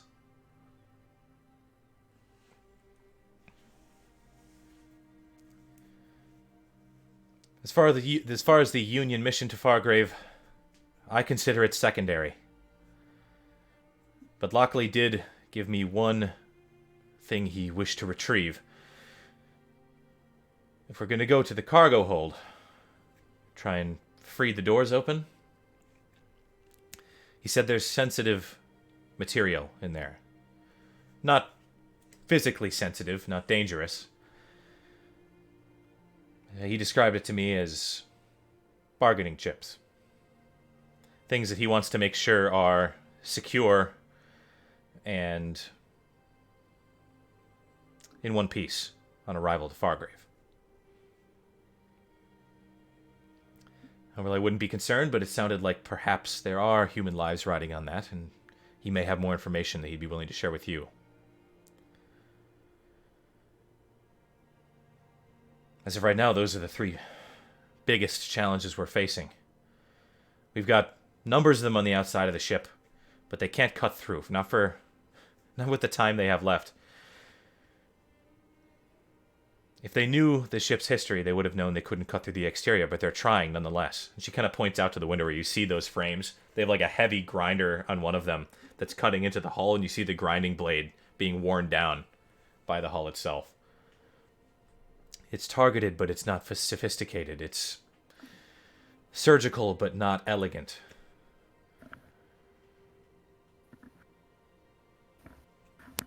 Whichever one of these you decide to deploy on,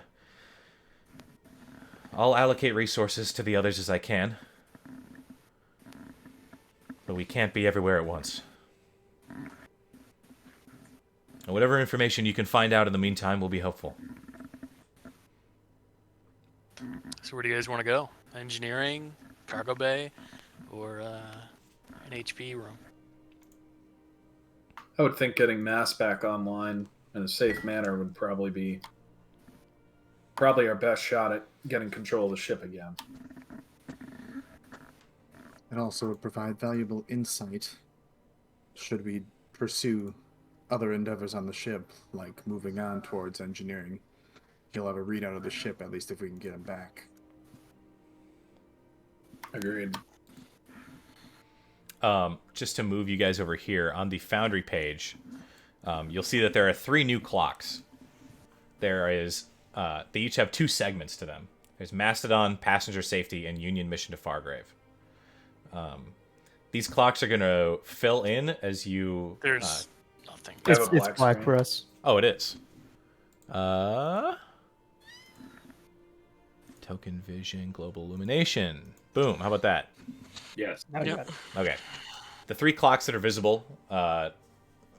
This is going to be the screen where you can just look at these clocks at any time, similar to status. I broke them out into 2 separate pages. Macedon, passenger safety, and Union mission to Fargrave. These on the right all have 2 segments to them. Usually there's more, but these are going to fill in as you complete objectives that are associated with that field. As far as like the consequences of them down the line, you'll have to see. But basically, it's they'll fill in as you make things safer, complete repairs. Like the more filled in, the better, essentially. And these will represent time between now and when the MDF arrives. So the objectives here will be associated with that. There will be a number of sit reps to pick from. You'll have a little bit more detail on which each mission is, but just wanted to point that out. That they'll connect to that. Just a thought. Oh, and We have actually, 3 different objectives here. sorry, 6 of us. I meant to say I should also fill in this passenger safety one by one because you guys, you completed the Radiator mission, but I don't know why it's not filling in. Sorry, continue. I was gonna say there's 3 objectives here. 6 of us. We could divide and conquer. And if there's more mechs than we can handle in each area, We die horribly. sounds like a plan, I guess. I would prefer if we all didn't die before we got to Fargrave. If we do split, my thoughts would be half and half, and then let the remaining crew take care of the objective we don't focus on.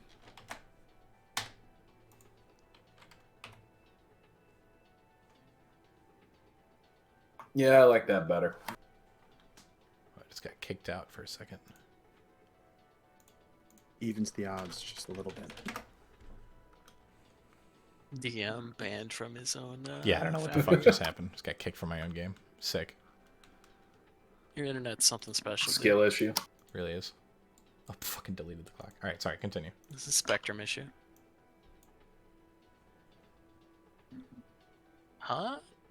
I would say, if we do split in half, I think myself and Gaius should head to the Mastodon room to get that array back online, along with another person. But again, that still leaves us with the ability of all of us going at once. Makes no difference to me. I guess I'll head to engineering if anyone wants to follow. The captain will kind of interject. I don't think you should split up too much. Even in areas that the mechs can't access. We're getting hostile signature readings. As you knew before, the subalterns had been compromised. I'm concerned they're in engineering. There could be human-scale enemy contacts on this ship. We just haven't come across them yet. Maybe we all head to one of the spots first, and then if we need to leave anyone there once the area is secured. What if we all head to Mastodon first? I'd like to see that Mastodon is safe first. I don't know if there's much that we can do because he's kind of in that reboot cycle. That'll take another 30 minutes to get him up. But at least to make sure the area is secure before we move anywhere else. We can get that array back online, ideally. Start on it before he awakes. And that might be our best bet to get him as much control as possible, or at least oversight. I've got a camo cloth and I know how to move without being seen. I can go scout something. I've got a drone that I can send ahead of us as well. I have a gun. I've got my hands. I think we all have guns.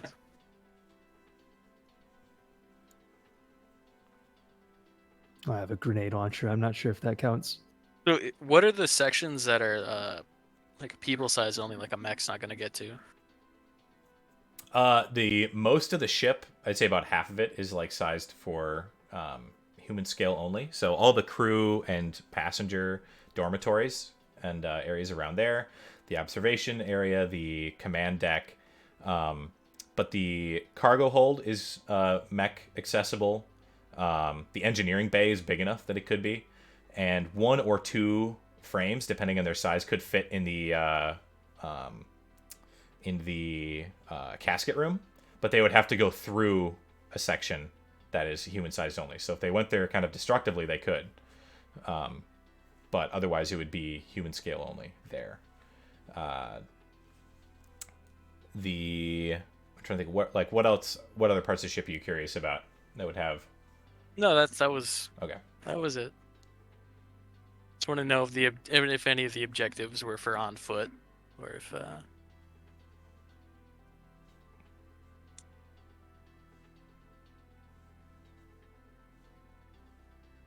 Yeah, Macedon himself in the casket room would probably be foot accessible only. Right. If you had a 1/2 size mech, you could fit there, but no. So how about we get Macedon online? Have him hopefully give us a read of the ship, and then we can run back, grab the mechs, and clean out all these, whatever these are. I think that sounds like a good idea. That plan sounds good to me. mm-hmm. Let's get going then. All right. In that case, I'll dedicate those security personnel I have available, try and reconnect with Victor and the engine compartments. If we can get at least some headway on attitude control, can mitigate any loss of life.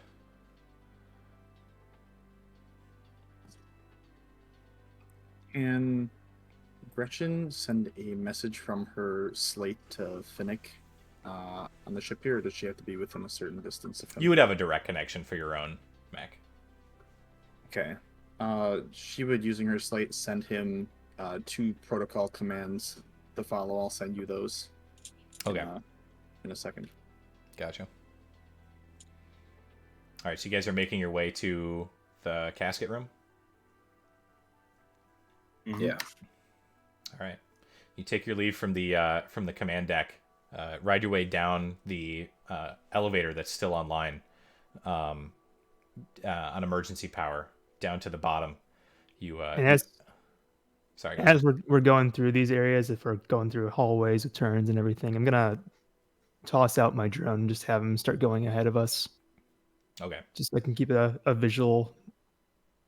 Like 1 turn ahead of you guys, so you know. Yeah, just so I know what's coming up. Okay. Yes, your drone is heading out ahead of you. As you move through this, you make your way through these darkened corridors of the Sequoia, and elsewhere on the ship, just through resonance, you can just hear like rumbling and grinding through the ship. That no other explosions shake the ship like when the side of it exploded, but even at some point distant off somewhere, not in a room adjacent, but just resonating through the metal of the hull, you could hear like gunfire being exchanged and yelling between people and possibly whoever they're engaging. You kind of stop for a moment, but can tell it's far off enough that you probably can't make out exactly where it is. You as you take another corner, there's one more room ahead between you and where the casket room is. Your drone stops at the doorway beforehand and gives you a proximity alarm and lets you know that the room beyond the door is unpressurized. We're all in hard suits, right? Yeah. Do we have like mag boots? You'd have mag boots. Only those of you that would have an EVA capable module would. All right. Actually, for hard suits, I'm not sure if that's a equipment piece of pilot gear. If we go to compendium pilot gear, I have mag clamps. yeah, mag clamps might be it.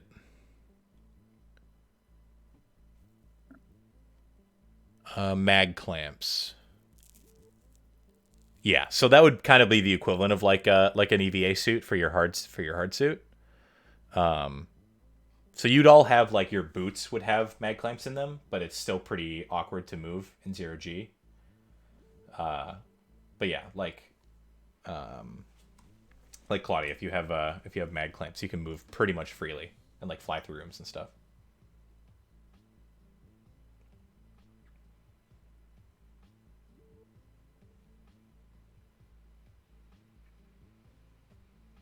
Well, and we got some rope. We can tie ourselves together maybe and have Claudia drag us through here. Vacuum doesn't mean 0G. Yeah, you're already in 0G. Yeah. Well, Let's grab onto the wall and Shall blow we? the door. All right, you going through the door to the other Yeah. side? Somebody hack that door. Get it open. It doesn't need to be hacked open. You just Damn it. yeah, it's use au- boot. there's like a manual override. It's just warning you that it's depressurized on the other side. Yeah. All right. So, guys, since your drone was there that alerted you first, you grab the override. You want to open the door? Yep, let's go in. Okay.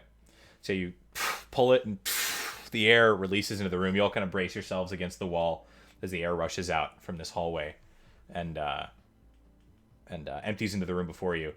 You see the large, heavy airlock that leads into the casket room ahead. When you were here a few hours earlier, that it was this room and then like a large kind of like staging room and utility area, and then there was the large airlock to where the casket room was. Now there is just a mashing of metal and frame where there's some sort of large explosive impact that's taken place out here, and this room is now like cratered out in front of you. You can see different people in hard suits floating in the room. Some of them have obviously been killed by the shock, and an empty shell casing from like a mech-sized explosive weapon floating through the room and kind of bouncing off the hull as you enter. You're able to kind of freely float into the room, and you're able to access the large airlock on the casket room side if you want.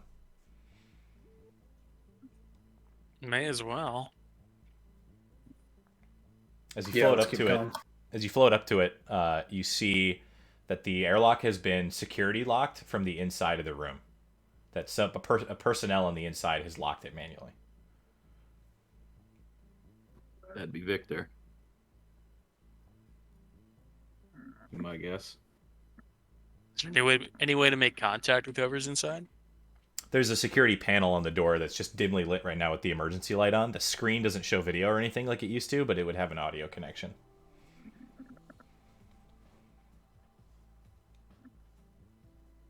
I guess just anybody alive in there? Yes, you kind of hold the intercom and communicate to the other side, saying that from the other side you just hear through the intercom itself.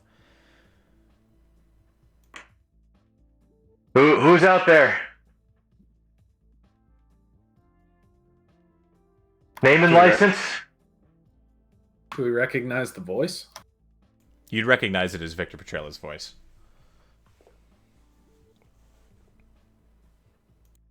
Elliot Caldwell and my associates here. Victor. You hear like a sigh. He goes, Oh, thank God you're not many more of those crazy hard suit walker folks. Hang on one sec.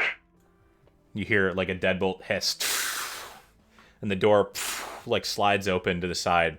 The room inside is also depressurized, and he's wearing a hard suit. He flips the UV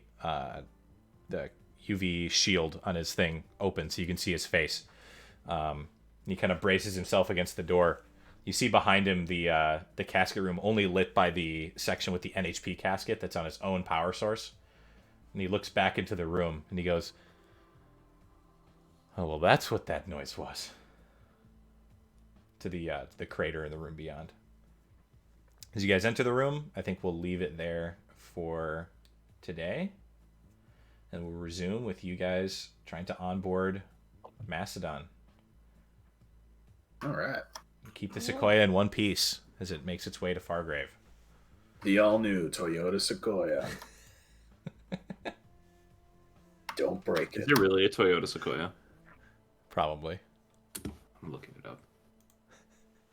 Yep, it's an SUV. Can't have shit.